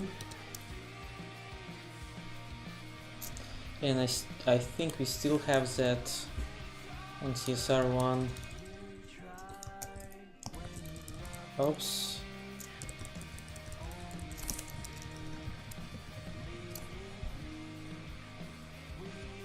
When you forget to disable name resolution on iOS device, and then we have to wait forever.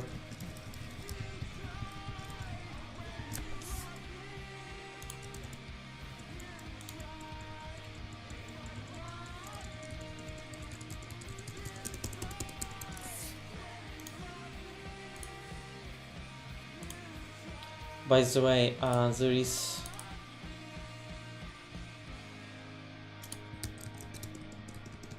now the console is dead. Haha, nice. There is cool command. You know, sometimes you still need to resolve DNS names, but you would like to get rid of this problem with console. Line. Yeah, so you could do line console 0 and transport preferred none. So instead of doing no IP domain lookup, you do this. And now if you put a random stuff, it just says it's like invalid input, but you will still be able to resolve, let's say, ping cisco.com.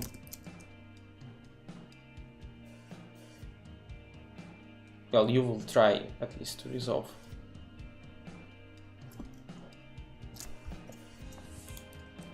Okay. Yeah, so transfer preferred none is my preferred command compared to the no IP domain lookup. Yeah, so this will take forever. Okay. Cool. So on R1 there was this description of the loopback, not main loopback.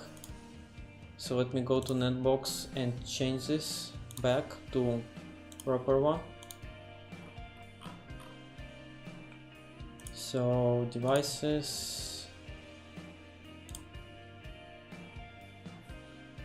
R1,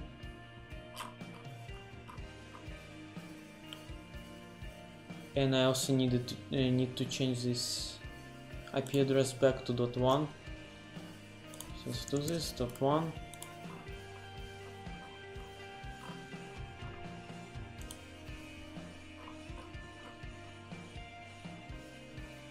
Okay, and the loopback, not main loopback, we'll change it back to main loopback.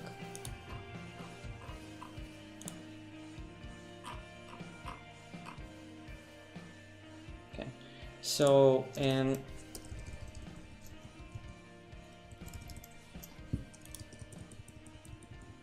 let me reconnect to the boxes. So if all goes well, this IP address should change back to .1, and the loopback description should go to main loopback if my script that I wrote is correct. So let's try.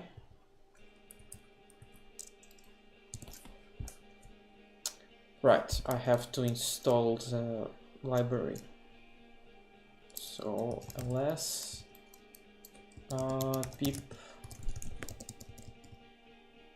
pip install -r requirements.txt.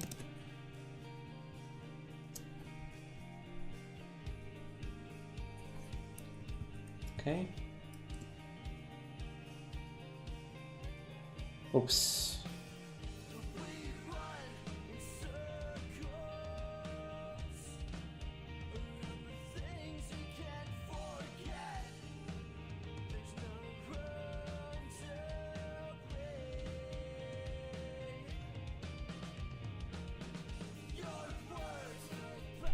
Yeah, this didn't work out as I expected. Okay. So it crashes on device config split.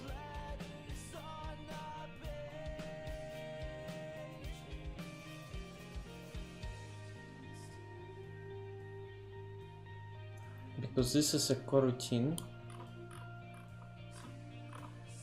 Oh, right, okay.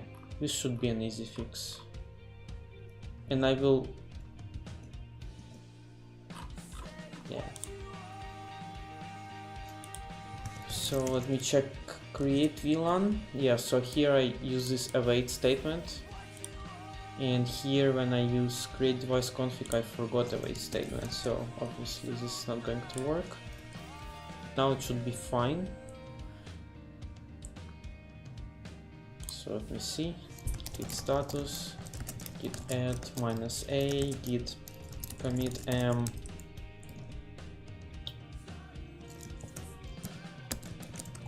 add await statement to near coroutine, create device config, the fix crash, git push,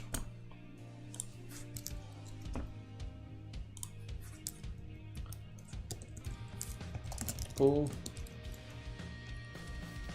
Okay.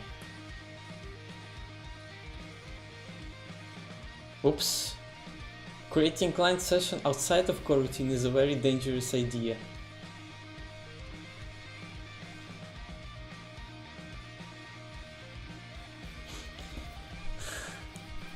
Okay.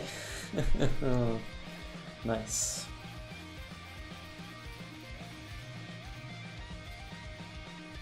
So the script run says it took 7.83 seconds to run. So let's see if, so like the runtime decreased by around 1-2 seconds on my small scale. So my loopback has changed and my IP address has changed here as well. So all is working. The only problem is that I have to change this just a little bit.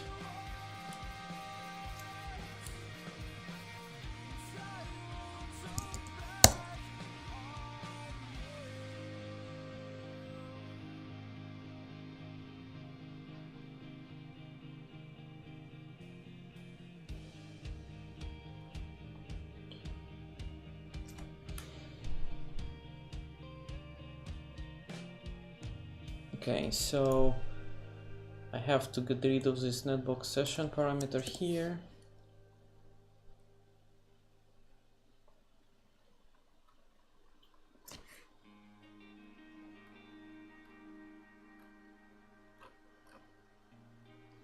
Await create device config. So I will create a session here and I will use this aiohttp client session headers form headers as session as NetBox session. Now I have to move this function one level, and I don't have this parameter.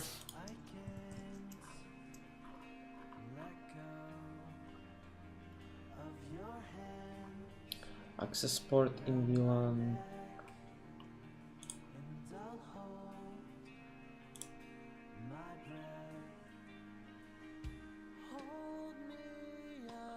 Okay, I have to get rid of this. Okay, so now it should be fine. So let's change this a little bit again. Git add -a, git commit -m, move async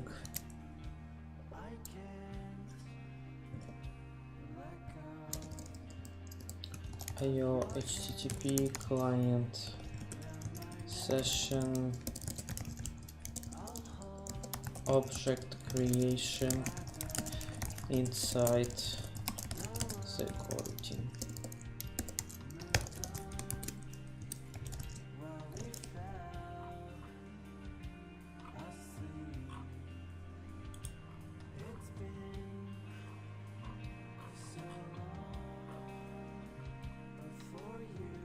There is one additional point where I still have IO operation that is not really resolved.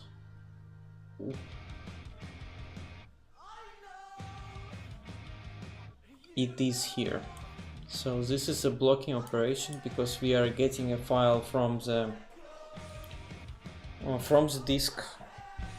So technically speaking, this should be also rewritten differently or moved away from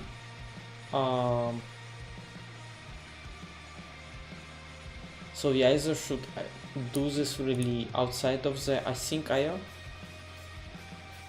to read those templates before, or do some other kind of magic where I use different libraries. There is async, how it's called, async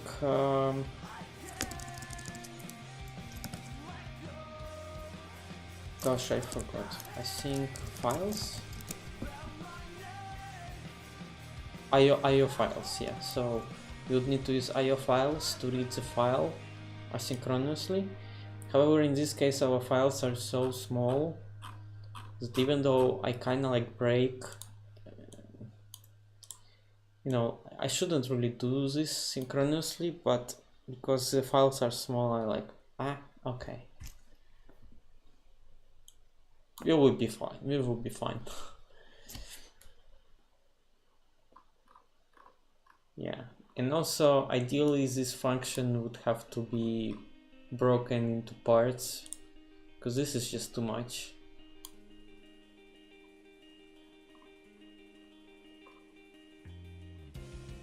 But okay. And what's going on here?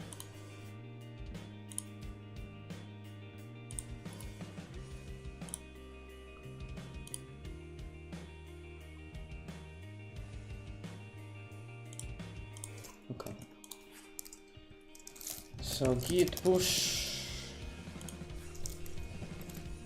git pull. Okay, and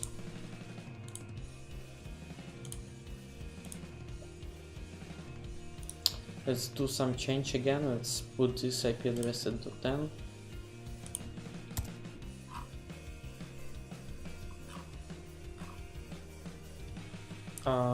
Actually, we can't do it because it's /29. So we have only what, 8 addresses, so let's say it's .5.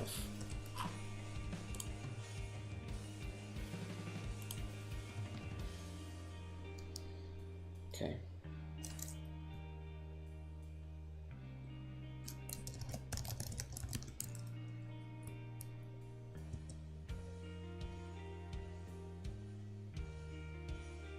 No, no.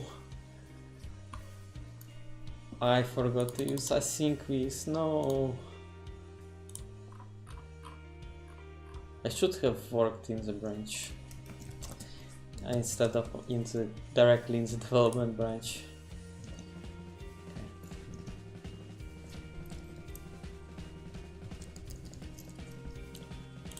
So git status, git add -a, git commit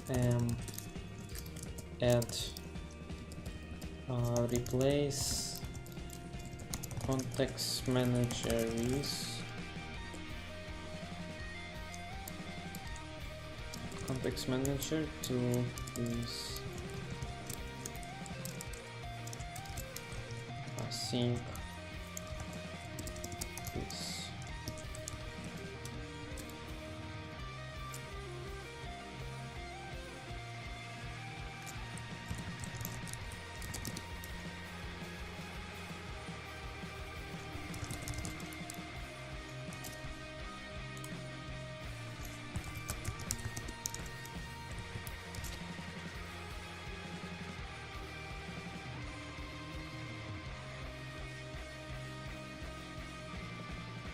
Perfect.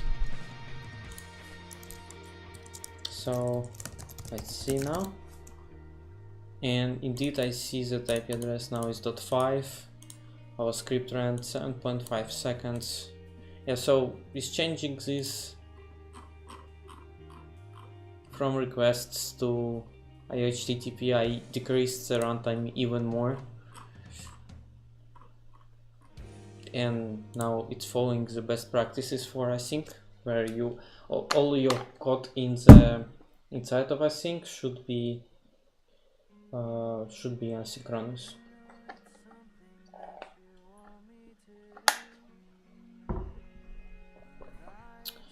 Okay. So what is the time? Oh, it's quite late.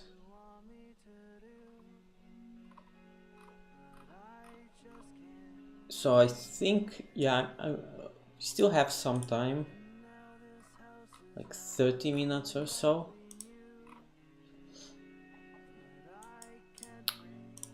Yep, let's actually start with Ansible, and it will be funny because, you know, I saw Ansible multiple times. I understand the idea, but I didn't really use it. Like, I haven't written any kind of playbooks on my own, even though like I deal with Python and stuff quite often. So this will be for me quite new experience, but that's okay. So you don't need this anymore. So let's see. Let me start by looking on some examples on DevNet, and they have some learning clubs regarding Ansible.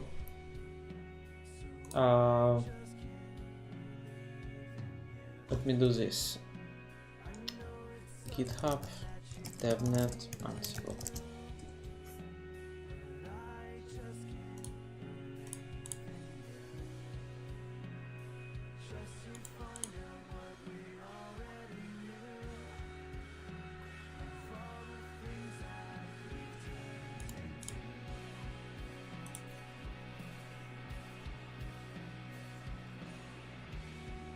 Let's see, Ansible. Okay, NetDevOps Ansible Part 1. So I think, yeah, we'll just start briefly today and we will continue next time. But I would like to get at least inventory file and getting facts about devices. Having that done would be already a huge relief.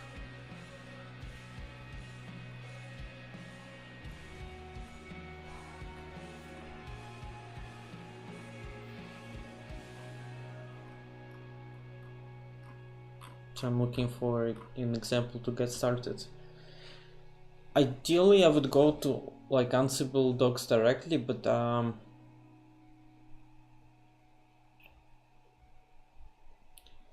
originally Ansible was, for servers, so most of the examples will be for servers. So that's why I'm just going around and checking some examples for the network. Like here, this is actually a code for the course Network Programmability Basics that is developed by Cisco DevNet and Hank Preston, and it's very new. It's like the whole course was published, I think, like in January or something. Oh, thank you very much for your comment. I really appreciate it. Yeah, there is much more stuff that I want to cover. Like the whole idea that I have in mind is that not only we use NetBox as source of truth for IP addresses, all of our config for the network is stored declaratively in some kind of YAML files in the Git repository, and we would use something like Ansible to configure it.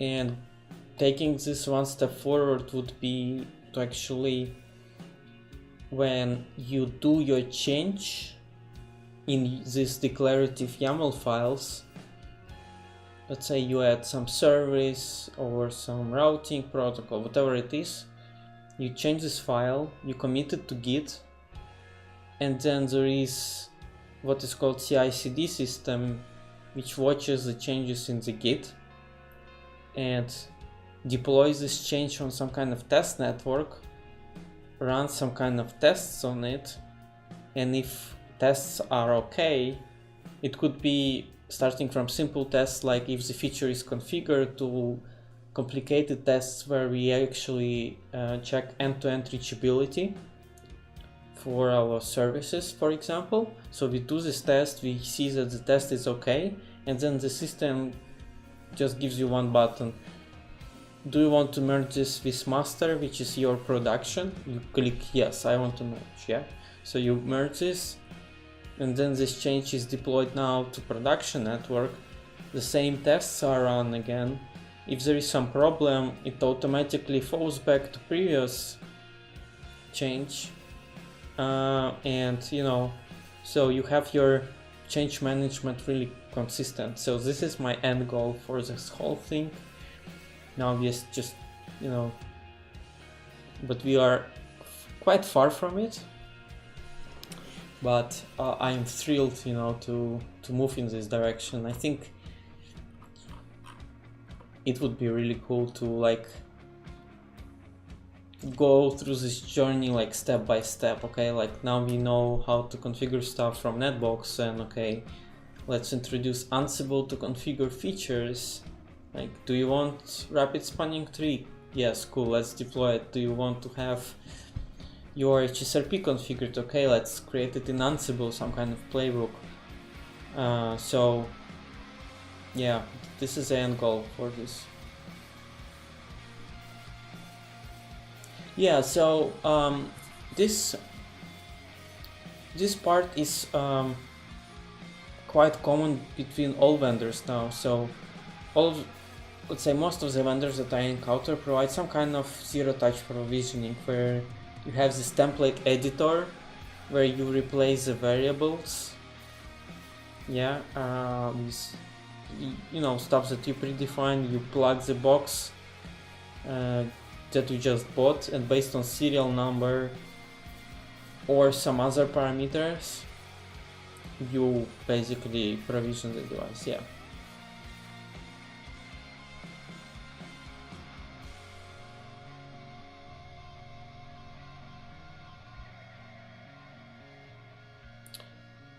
Yeah. Yeah, ZTP is just, you know, first step towards its network, you know, like intent-based networking. Let's go with the, you know, with the stream, and let's mention this, yeah. And with the whole network programmability story. But yeah, I think we can take it even, you know, we are still not there, but we are moving in that direction where we have this very agile network and very consistent change management and changes in the network, right? So, you know, the whole system can roll back automatically. There are tests that are run before and after, and then even just deploying some kind of testing, it's already pretty good. So, like, I had this discussion recently with one of my colleagues that just having tests in your network like deployed with some kind of Ansible playbook that you can run, you know, and your tests, as I thought, they could be as simple as, let's check if these VLANs are there, up to the point where let's actually check reachability end to end. And then you still do your changes manually as a first step, yeah? But you can, whenever you have this change, you run this, let's say, playbook or, you know, some kind of other system, and which can tell you if everything is okay or not with your network. Hey Lord R27, thank you very much for following, man. Yeah, so I think it's pretty cool, right? So, and then you add to your repository more and more tests. So, you know, you had some you deployed one service, you wrote a test for it. Then there was some kind of problem with, you know, you lost some kind of connectivity, you wrote a test for that, you know, and you add more and more tests to your repository of tests. And then whenever you do change, even if it's manual, you can rerun all of those tests to make sure they're still fine. And then you can quickly discover if something is not fine. So from my perspective, this is an interesting direction where you could start with network automation without any fear that, okay, you could break something, right? Because you don't do any changes. You're only getting some info about your network. Yeah, like that. Or, you know, if you are provisioning L3 VPN, you can ping from one P to another P in the VRF, right? End to end, for example. Just this change. Oh, sorry, just this test, and then, you know, you just add stuff on top of it, and you have your change, you rerun the whole thing. You can quickly tell, okay, like, this communication now is broken, so what do? Do we roll back, or, you know, we investigate what is wrong with it? So rather than going with reactive, then when your users call you like, hey, my service is not working, right? Or your management system, you know, like blows up like 10 minutes later, you actually can do it right after you change and see if it's still fine or not, and you should take an action. So from my perspective, this would be a good first step to start with the whole network automation story, because you cannot really, I mean, technically you can, but the risk is small that, because you don't configure stuff, right? You're just getting some information about your current state of the network, and then later you build something on top of it, like what we will be doing now with, I don't know, some simple tasks like creating VLANs in consistent way across your networks, or you know, provision some easy service.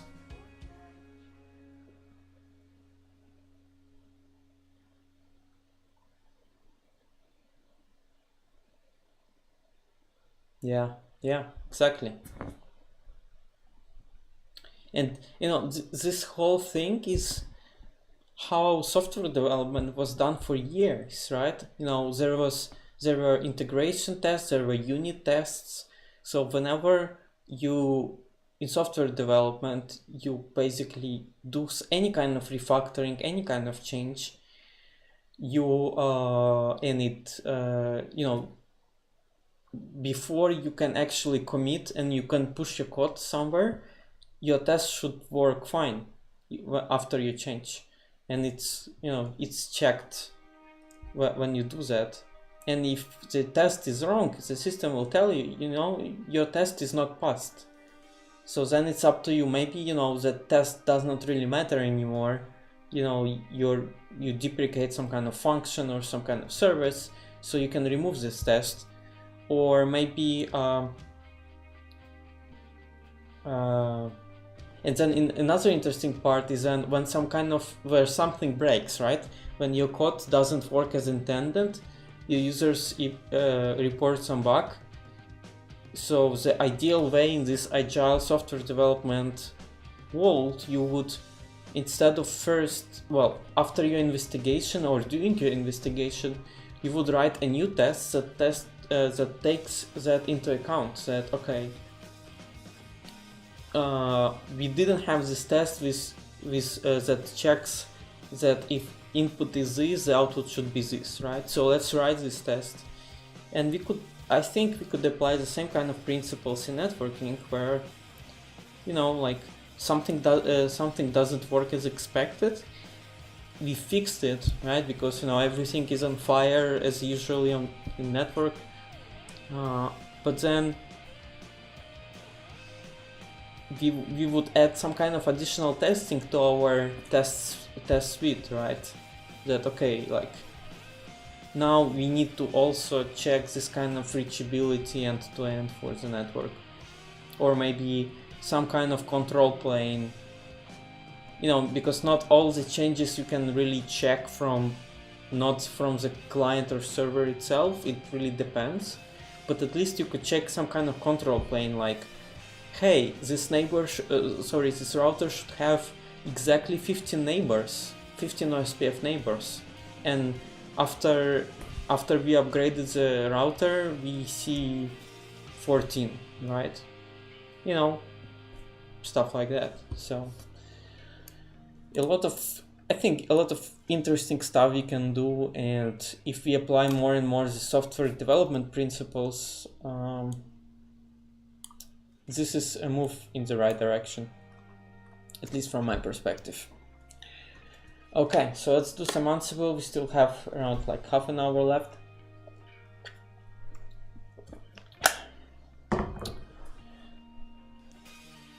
Okay, so let's see what is part of this.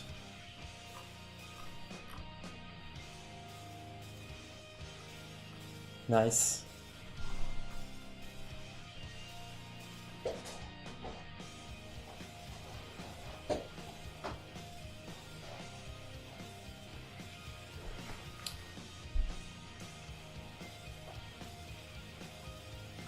Okay, this is YAML file with variables for one of the devices here, but this is not what I want. I want to have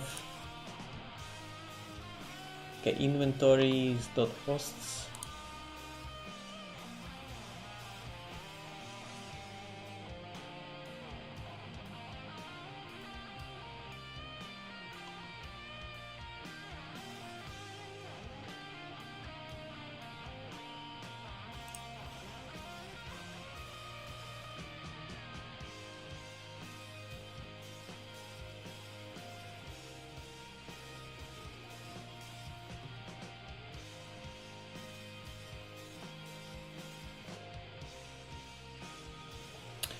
Okay, let's try doing our stuff. So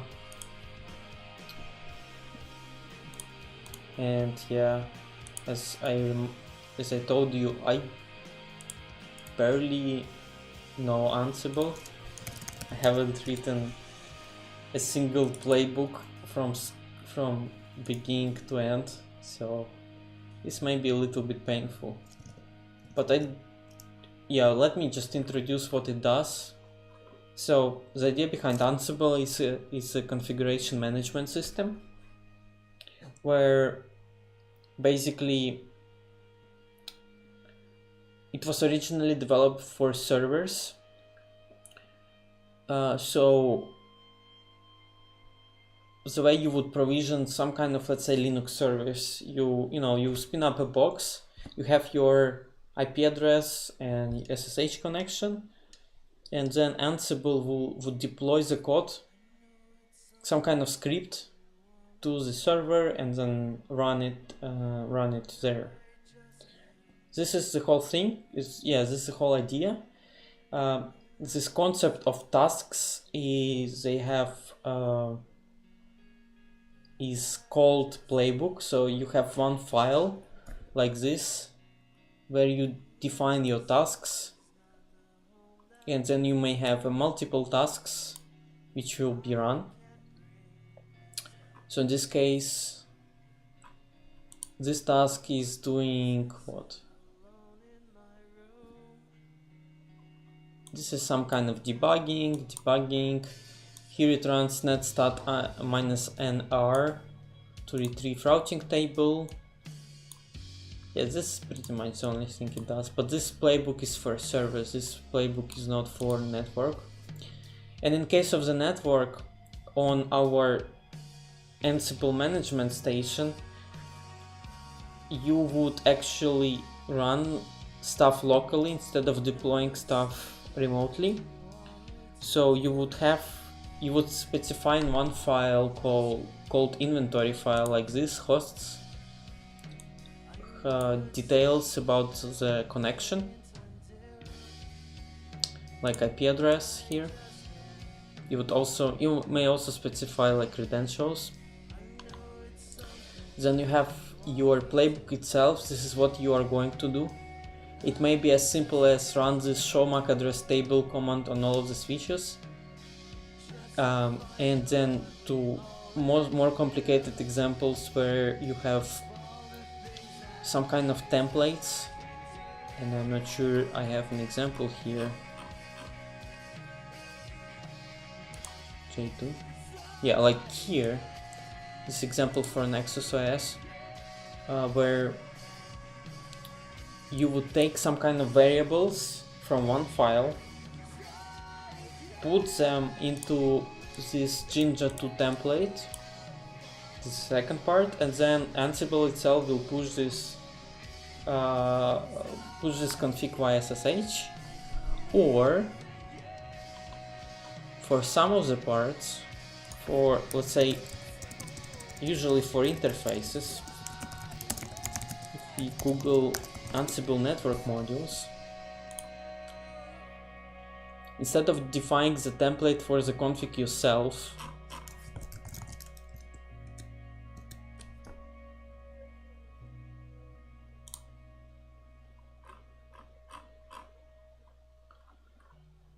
you can specify something like this, where this will be your task, name configure interface, module iOS interface, and you specify name. Now this is a bad example. I want IP. Do they have IP? Manage. Let's try Nexus OS. Nexus OS BGP.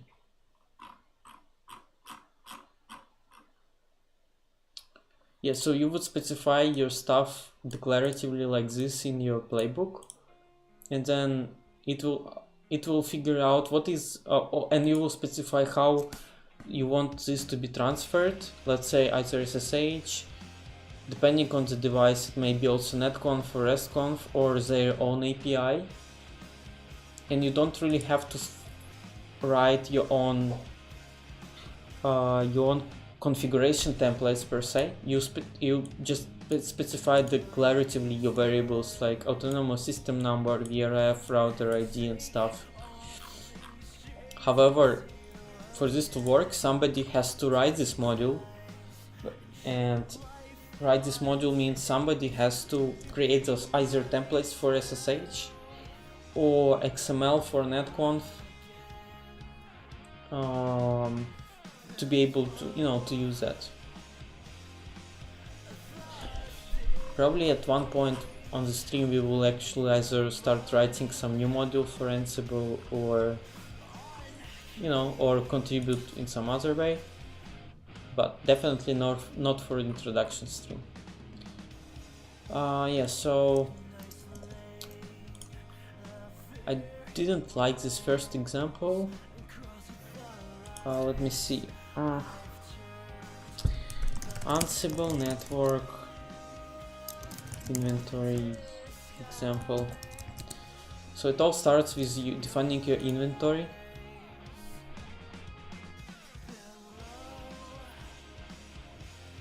Inventory YAML. No, this is a playbook.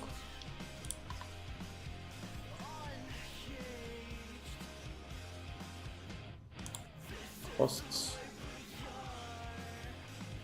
Yeah, so let's start by creating this stuff.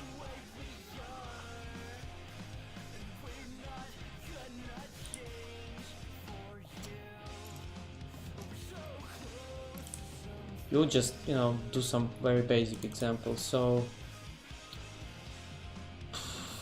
we would need to have what? We would need to have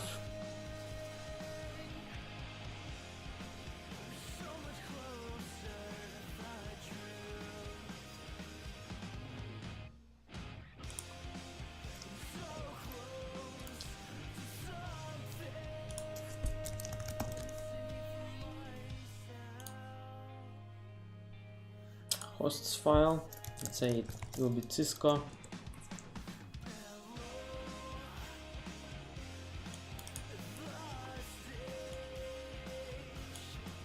Then we have these 5 devices.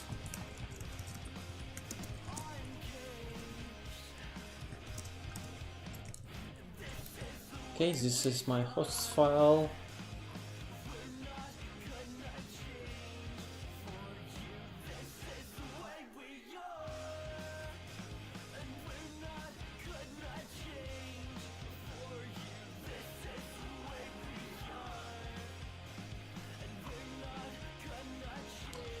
And let me see if I have Ansible playbook.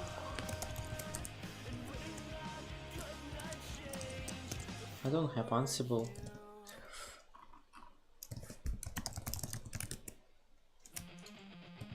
Okay, I have to install Ansible as well.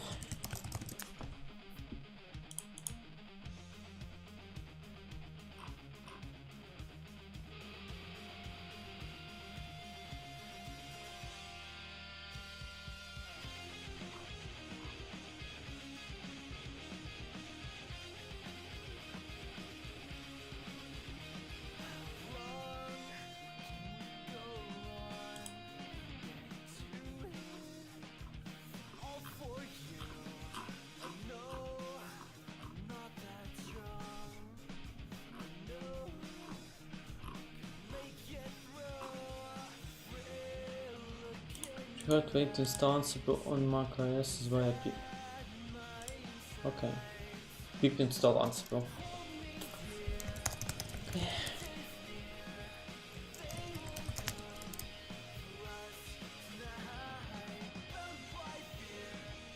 And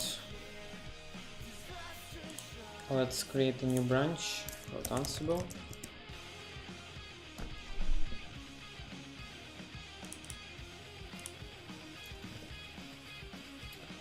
We'll have requirements.txt as well here.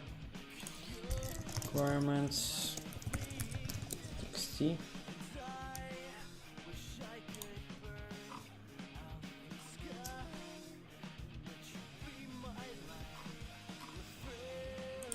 I don't like how this looks.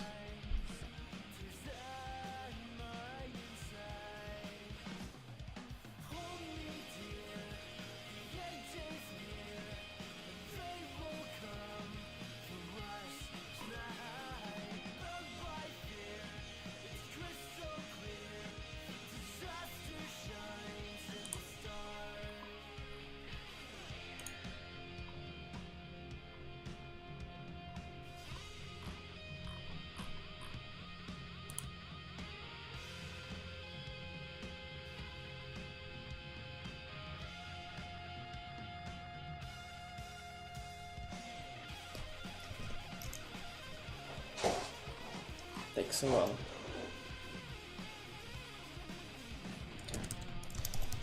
Pip freeze Ansible.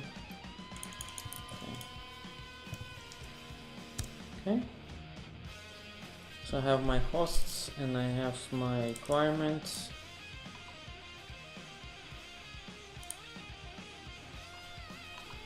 Then I will need group vars. Yeah, I will need similar stuff. Ansible group vars.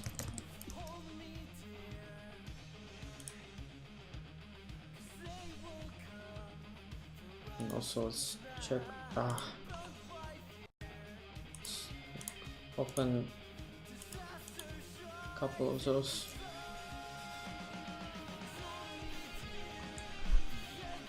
Okay, Ansible works against multiple systems, Ansible hosts, host groups.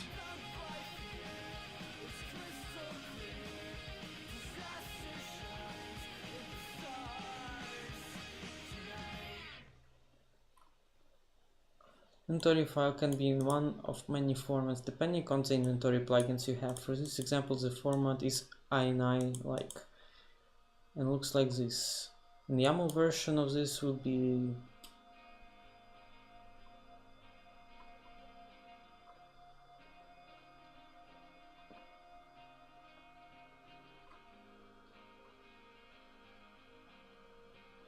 it's okay to put system in more than one group. For instance, a server could be both a web server and DB server if you do note that the variables will come from all of the groups that are a member of.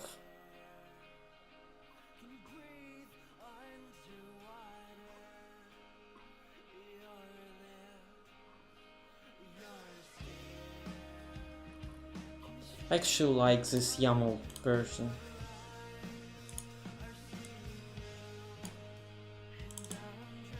This does not look so great. And I think I had an example somewhere here.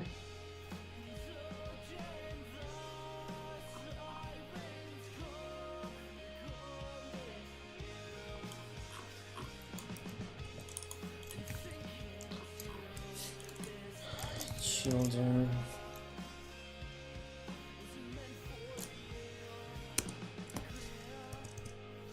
And then will be Cisco. Or let's say just SJC. So there will be group SJC, and inside of it there will be hosts. And I just have to specify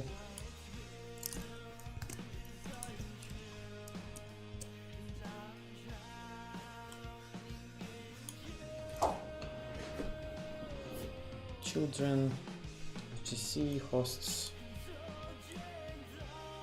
Yeah, ideally I would want to use groups. Oh, sorry, not groups, but roles. You're correct. But for the first interaction, I don't want to overcomplicate stuff. But yes, you're definitely right. So it would be good to have roles. Okay, so this will be pretty much the structure according to their docs.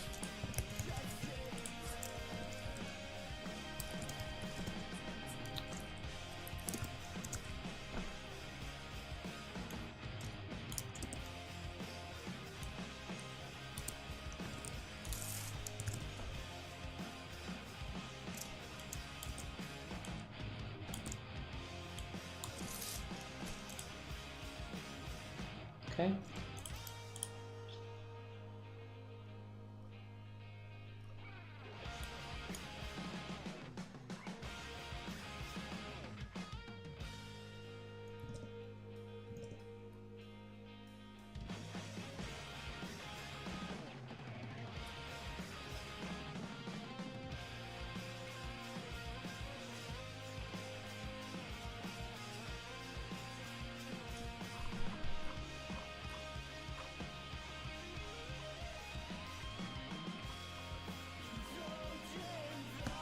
Setting this in the inventory is only a shorthand. We will discuss how to store them in the individual files in the host vars.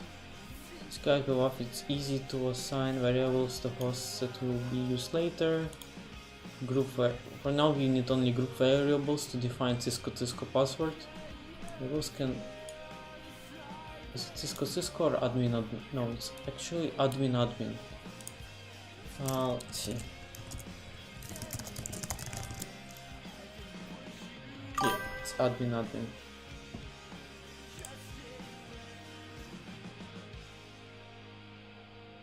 Thank you, Othak Muffin, for subscription, for following. Really much appreciated. Okay. Group variables can be also applied to the entire group at once. YAML version. Here this is only convenient to apply variables to multiple hosts at once. Group of groups or group variables. This is what I needed. USA children. Yeah, okay, some other time I will apply this structure. And then you can have variables per group here.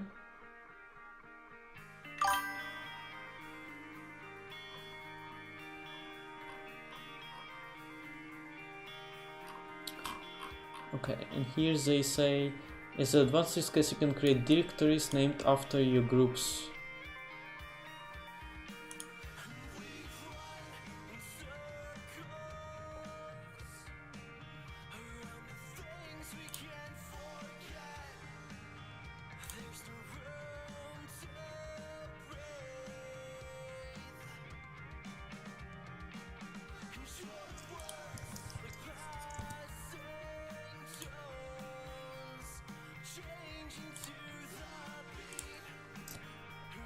So it will be group vars SJC, I think. So okay, let's do this.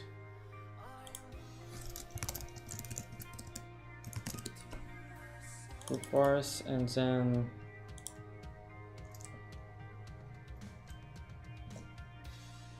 let's say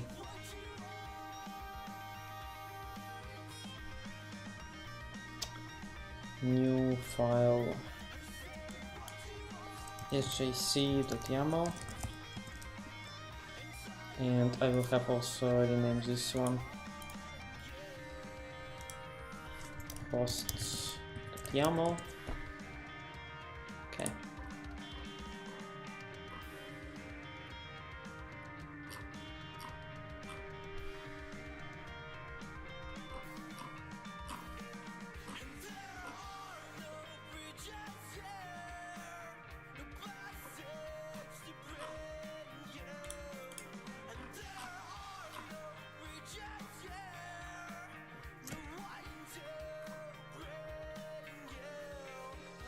Let's just jump directly to examples.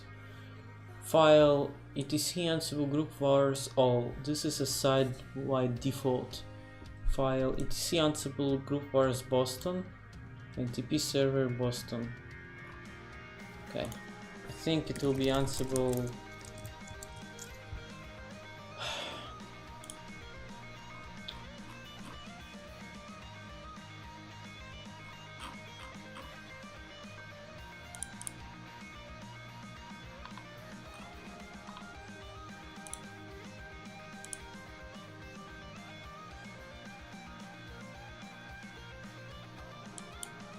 Ansible login info.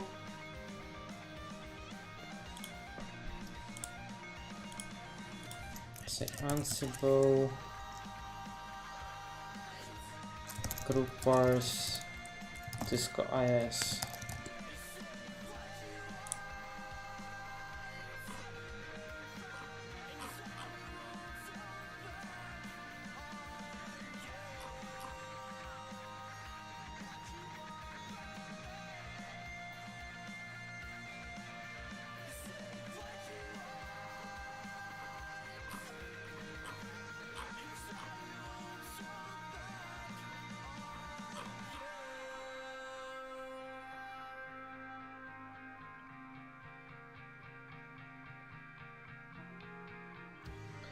You know what? Just for this first interaction, let's just, you know,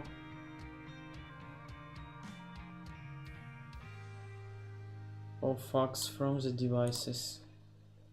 Collect all facts from the device. Okay. And this will be our first playbook. Let's call it collect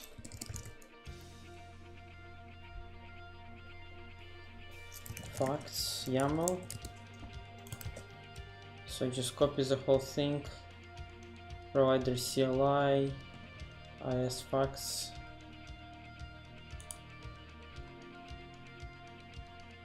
Username admin. Okay.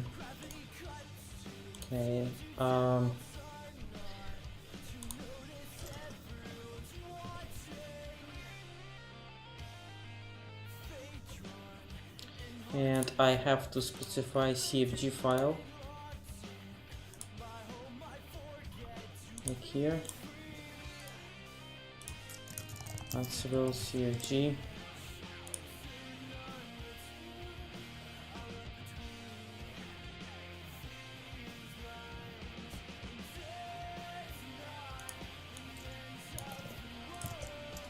Inventory will be hosts.yaml. Okay, so I think we are ready.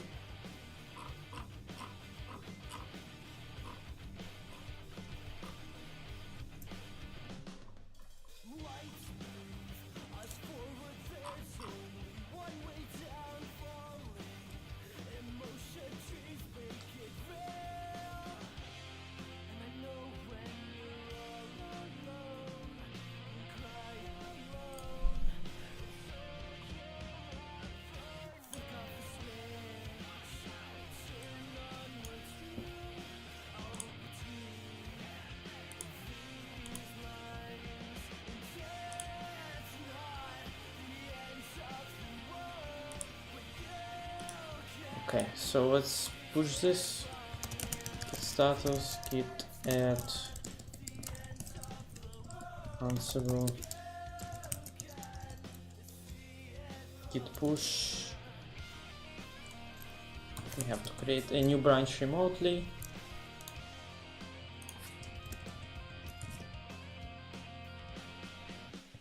Okay. Git fetch. Git checkout Ansible, git log.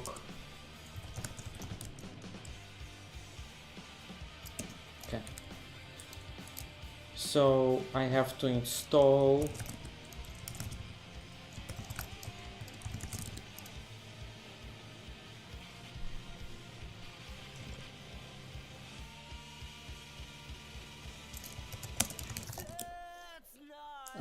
no, I forgot.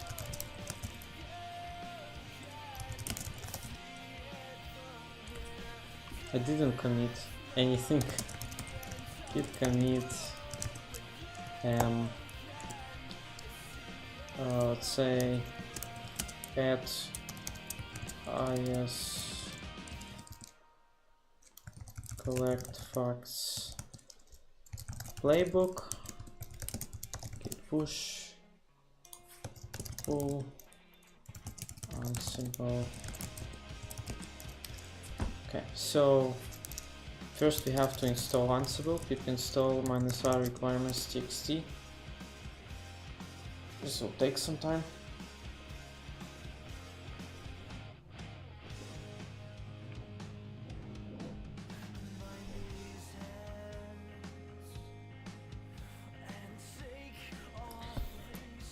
Well, it's not so.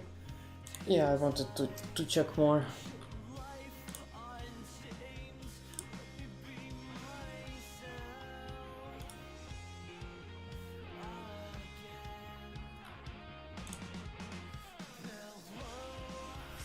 Let's see.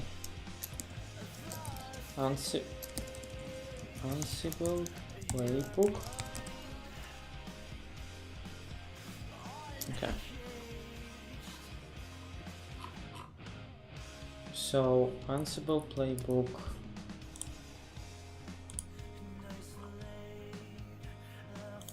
And we say collect fox.yaml.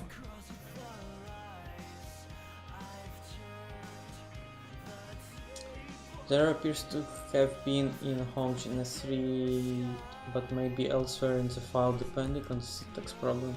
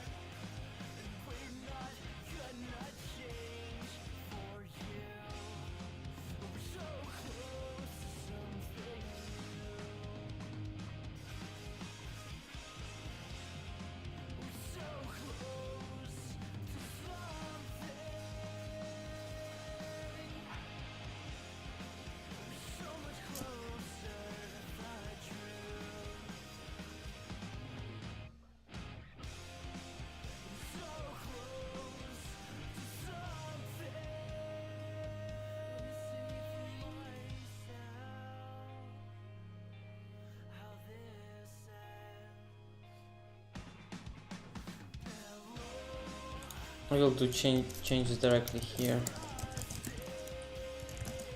Ansible CFG inventory was Ansible. Yeah, this kind of error is not really helpful. Should be able to accomplish this using asFacts module. Okay.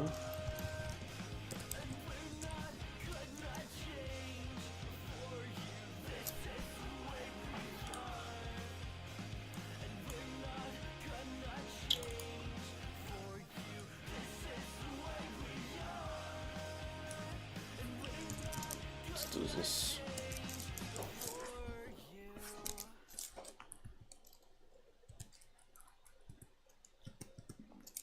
Name, collect facts, hosts. Let's do very similar examples so that it actually works. Parse.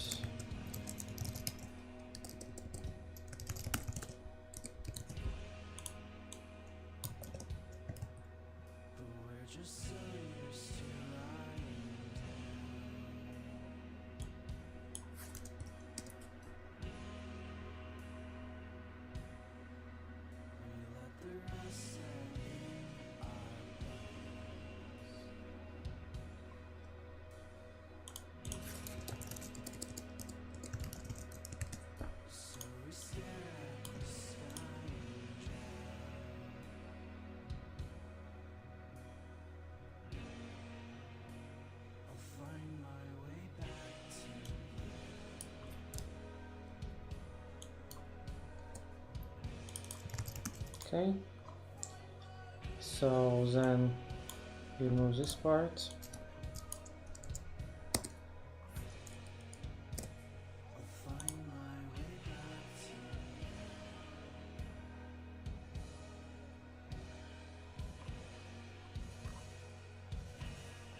This host part kind of bothers me. Ansible inventory.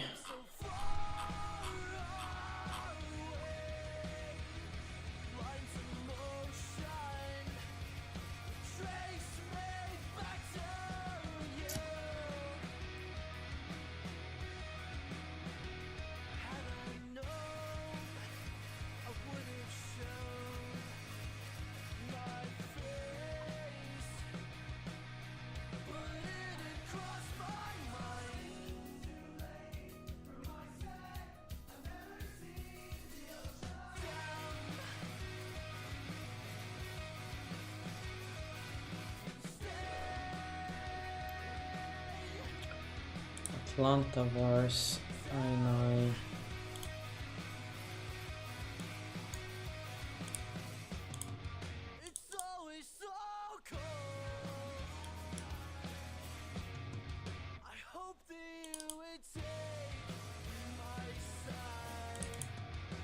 this.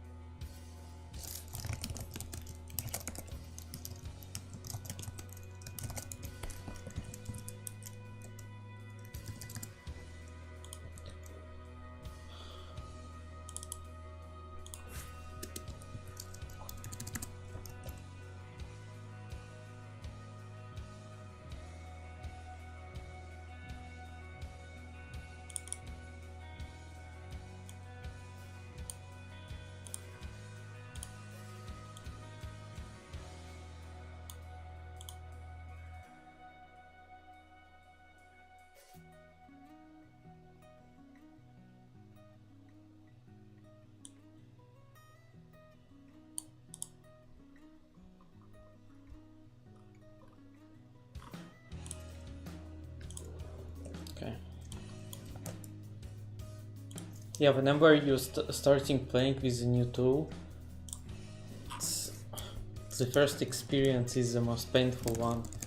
Like when nothing is working, you're trying to just get something to work and it's not. There is this one, Ansible connection local is pretty important one.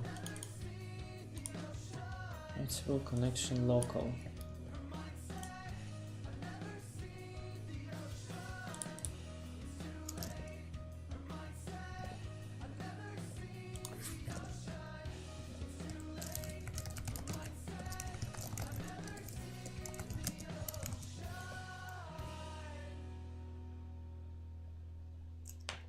Okay, let's try this again. And I also need to check that all my YAML files start with these three things, three minuses: git status, git add, git status, git commit, change YAML Ansible YAML files.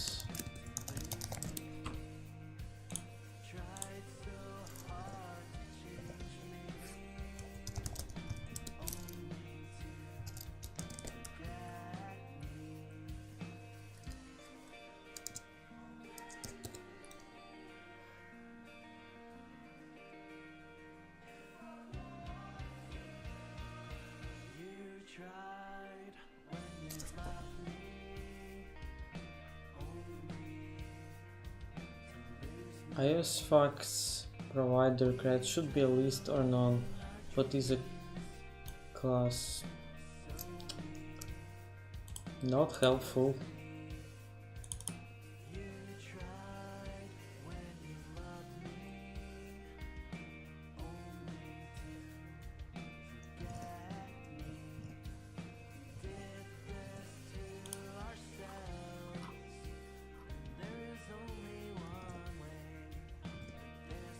Okay.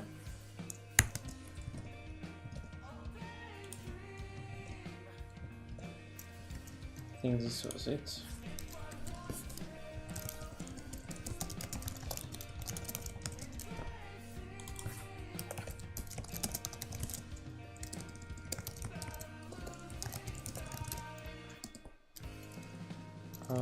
Fix Ansible YAML playbook.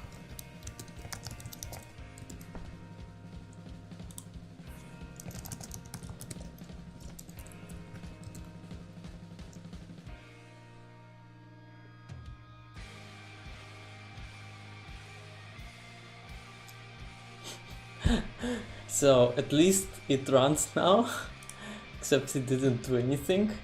Skipping, no host matched.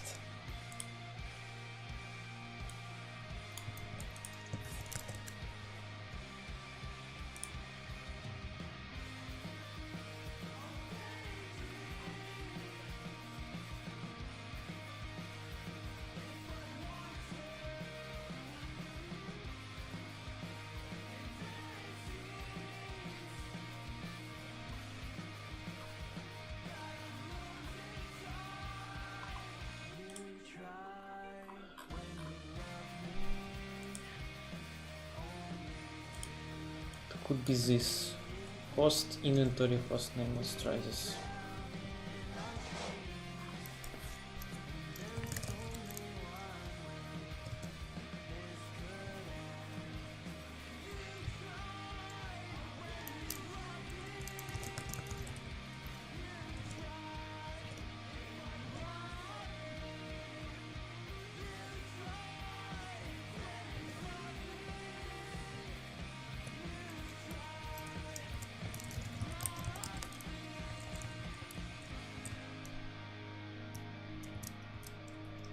Hi there.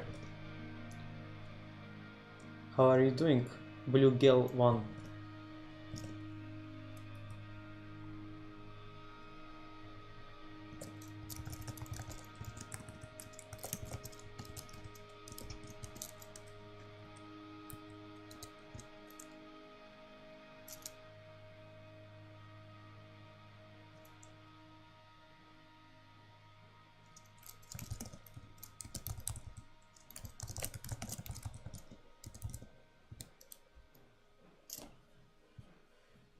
Yeah, all is good. We are almost at the end of the stream, but we just started Ansible recently, like 20 minutes ago, and just trying to get the basic module working, and of course it's not working.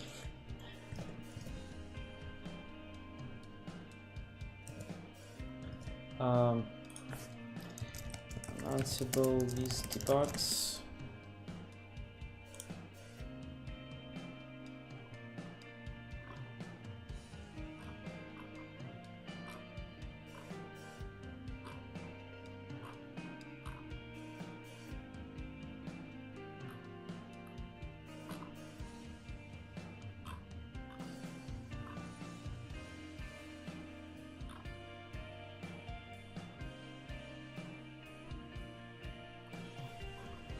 In this case, well, I wrote a lot of stuff with Python before the end of the before the stage of the stream. Right now I'm playing with Ansible and it doesn't require any Python knowledge really.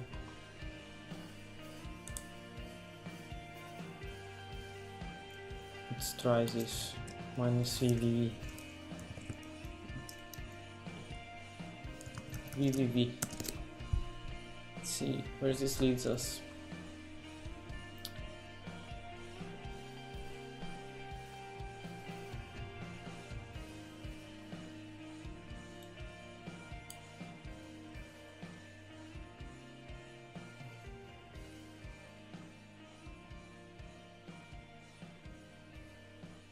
Couldn't match supplied host pattern, ignoring Cisco.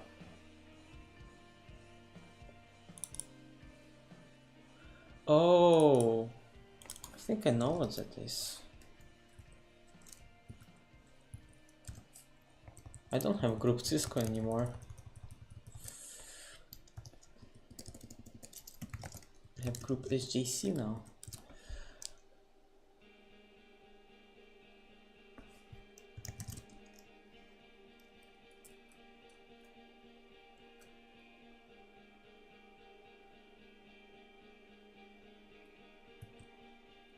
Okay, something is a little bit better now.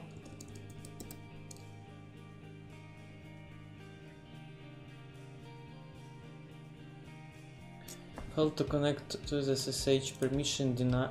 What?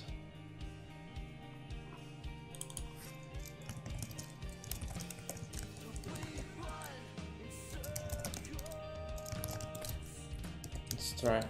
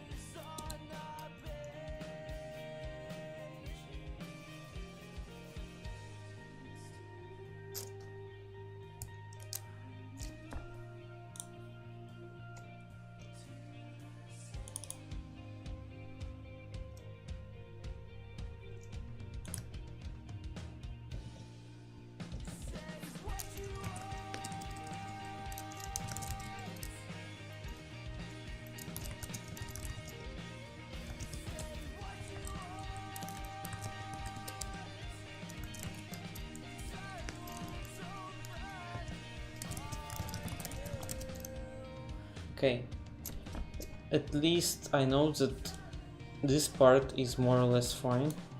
Here is one problem that I'm going to fix now.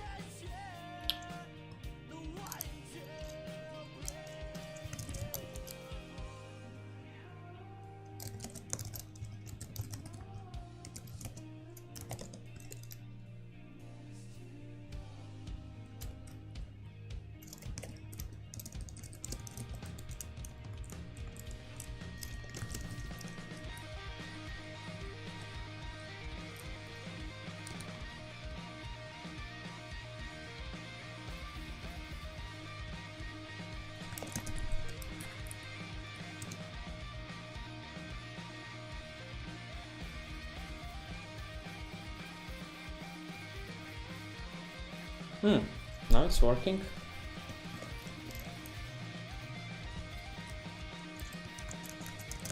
It's 2 minus VVV.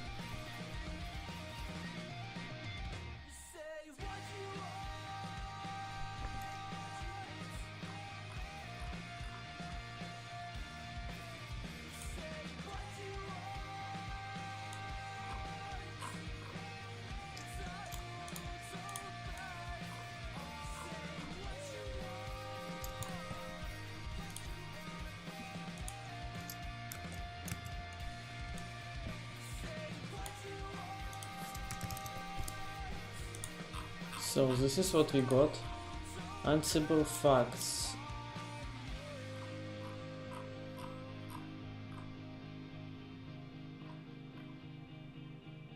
So this is for R1.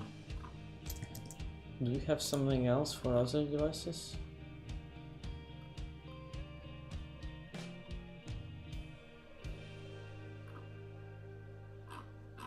Well, it says OK for 5 of them. But in the debug, I only see like 1.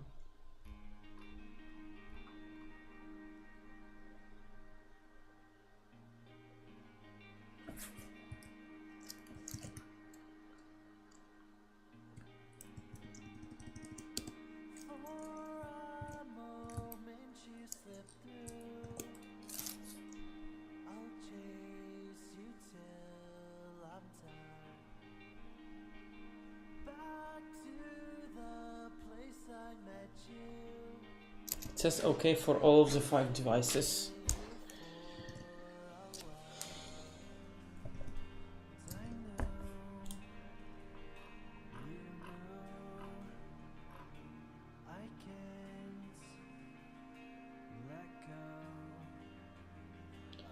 Let me try displaying one of the variables.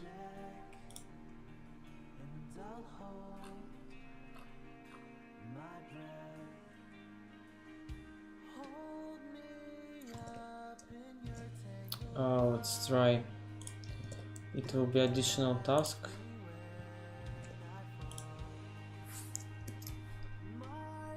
So it will be collect facts.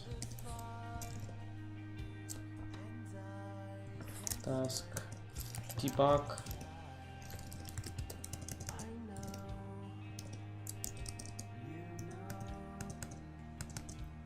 Message. Ansible net version.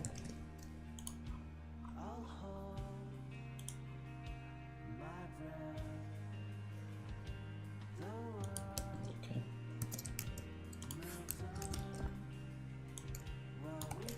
Let's see.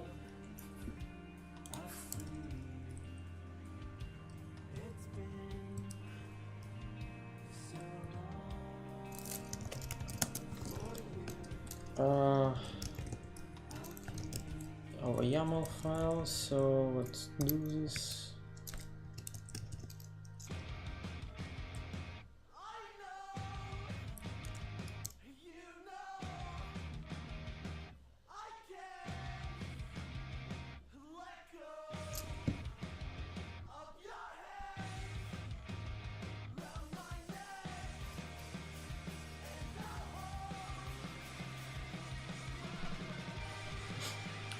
So it definitely works only on one device for some reason. Interesting.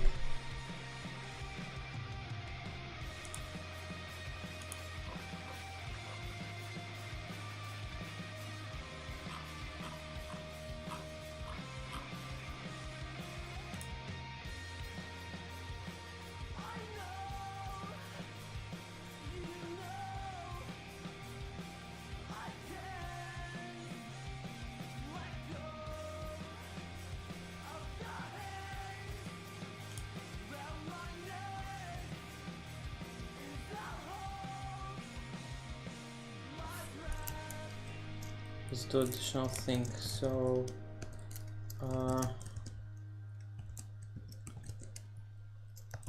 specify only, let's just specify all hosts.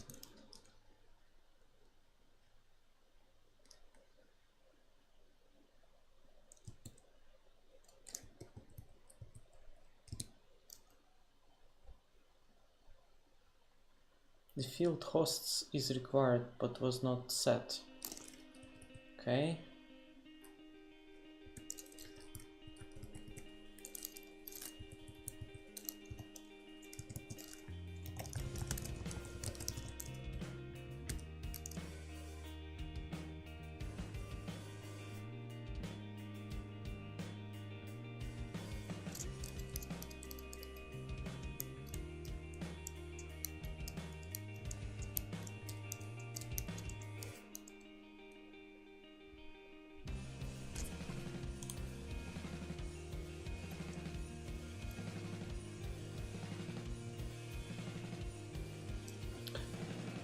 I think I know what this is happening. I have to look more and read more of their docs. But here is what I did. I just ran the same playbook for all of the devices, and I have 5 in SJC side and 1 in Brussels. So this one is in Brussels. And you can see that for this 5 it was fine, but for 20 it was not fine. And it was not fine because I didn't specify credentials. And then our debug shows only 1. I think it's just, you just go through all of them, and this Ansible net version is updated every time. So the last value of this Ansible net version will be 16.7.1. This is what it shows. I will try to do one more thing. I will try to do this register here, and it will see if it works or not.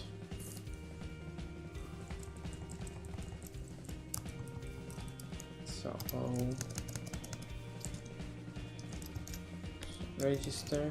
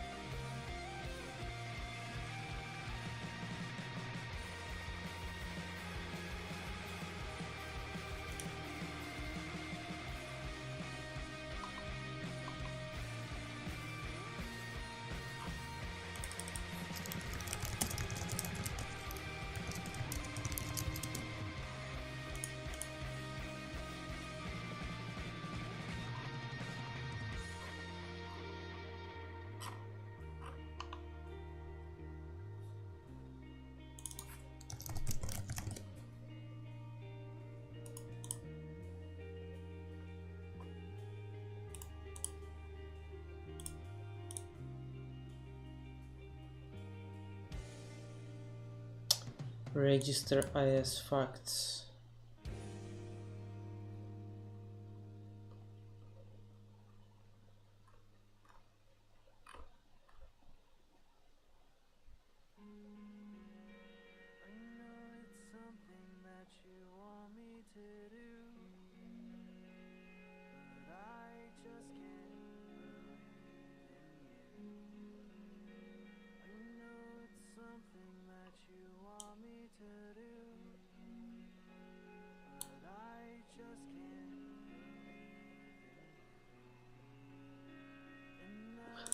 I'm willing to try this out.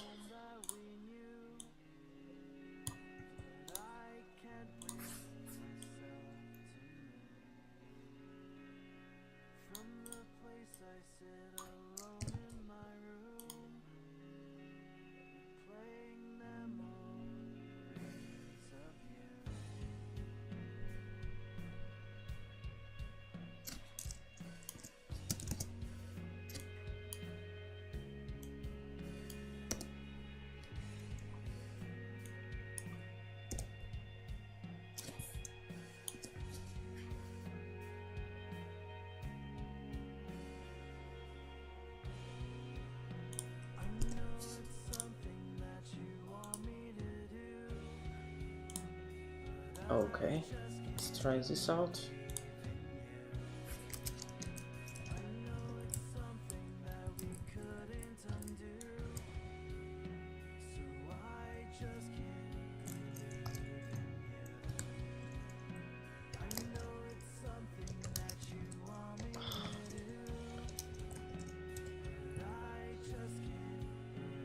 Okay.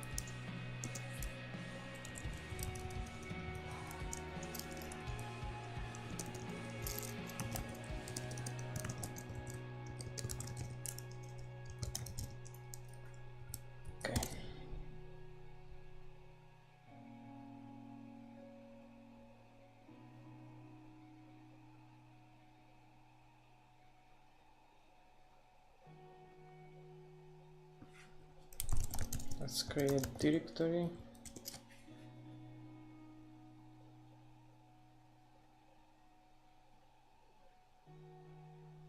Oh, nice. See now this directory. Huh. This is strange.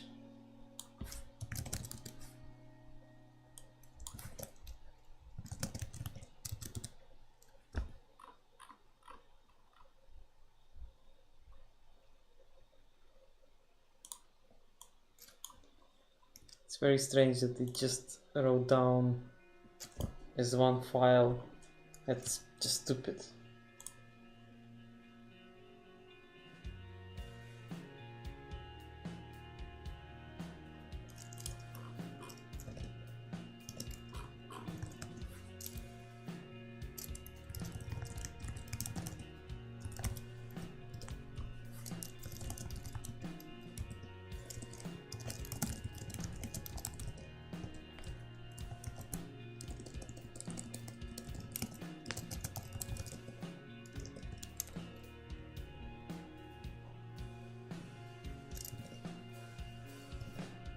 Let's add connection local just in case. I'm not sure it really matters.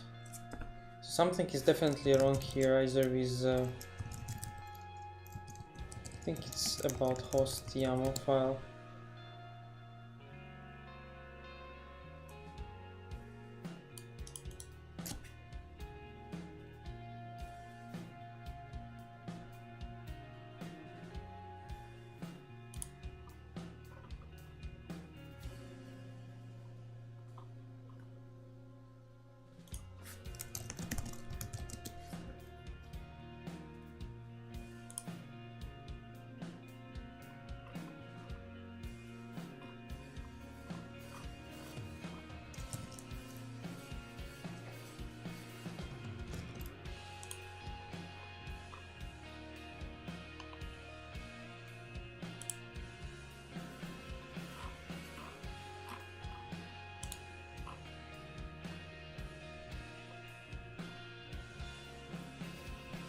Oh, the difference here is this. Oh, I really hope this is not it.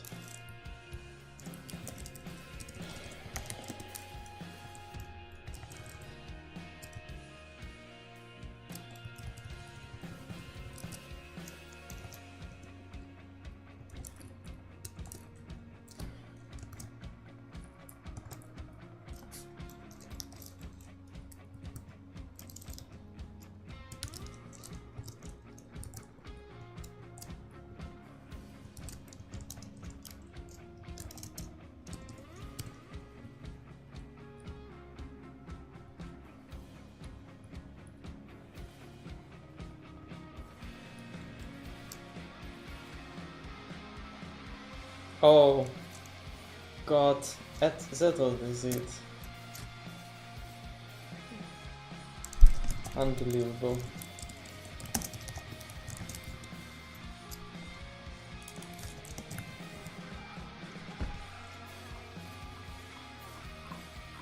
So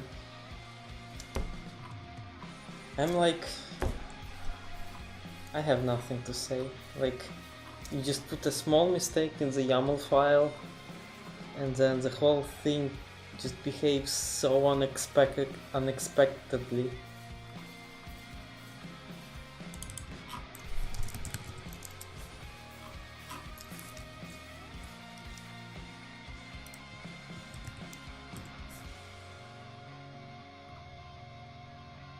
Yeah, so now I gathered all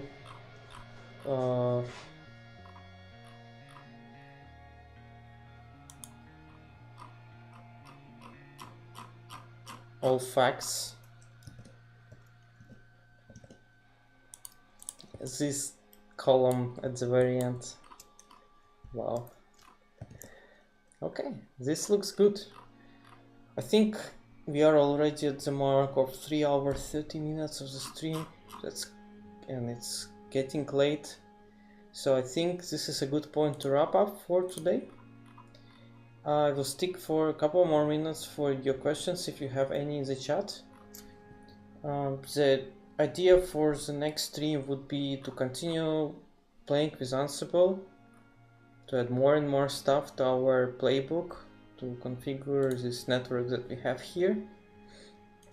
And probably we will do Ansible, I think, for at least 2 more streams.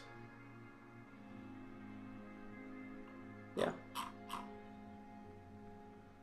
So yeah, just for me as a person who don't do Ansible really, and I didn't do it before, it's definitely not hard, but the stuff is like file formatting and stuff, and like there is also these variables, and there are so many different ways to define variables in Ansible.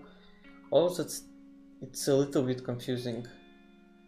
So, you know, like for me, this was like basically, one of the very first experiences with Ansible. It's definitely a powerful tool. However, I didn't expect so much time wasted on stuff like formatting the YAML file. Well, at least once you got it working, then it's much more easier to just modify the stuff. Yeah, you see, we already basically get some useful information about interfaces, MAC addresses, serial numbers, version numbers of all of our 5 devices. I think that's pretty good, good result. Okay guys, any questions, something that you would like to know before we wrap up for today?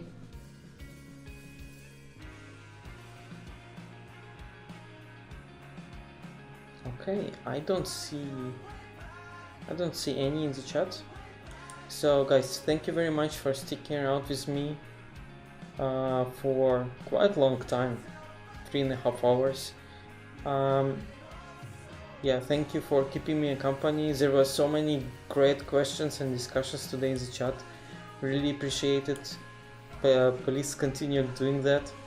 And see you next time, next Sunday at the same time. Thank you. Bye.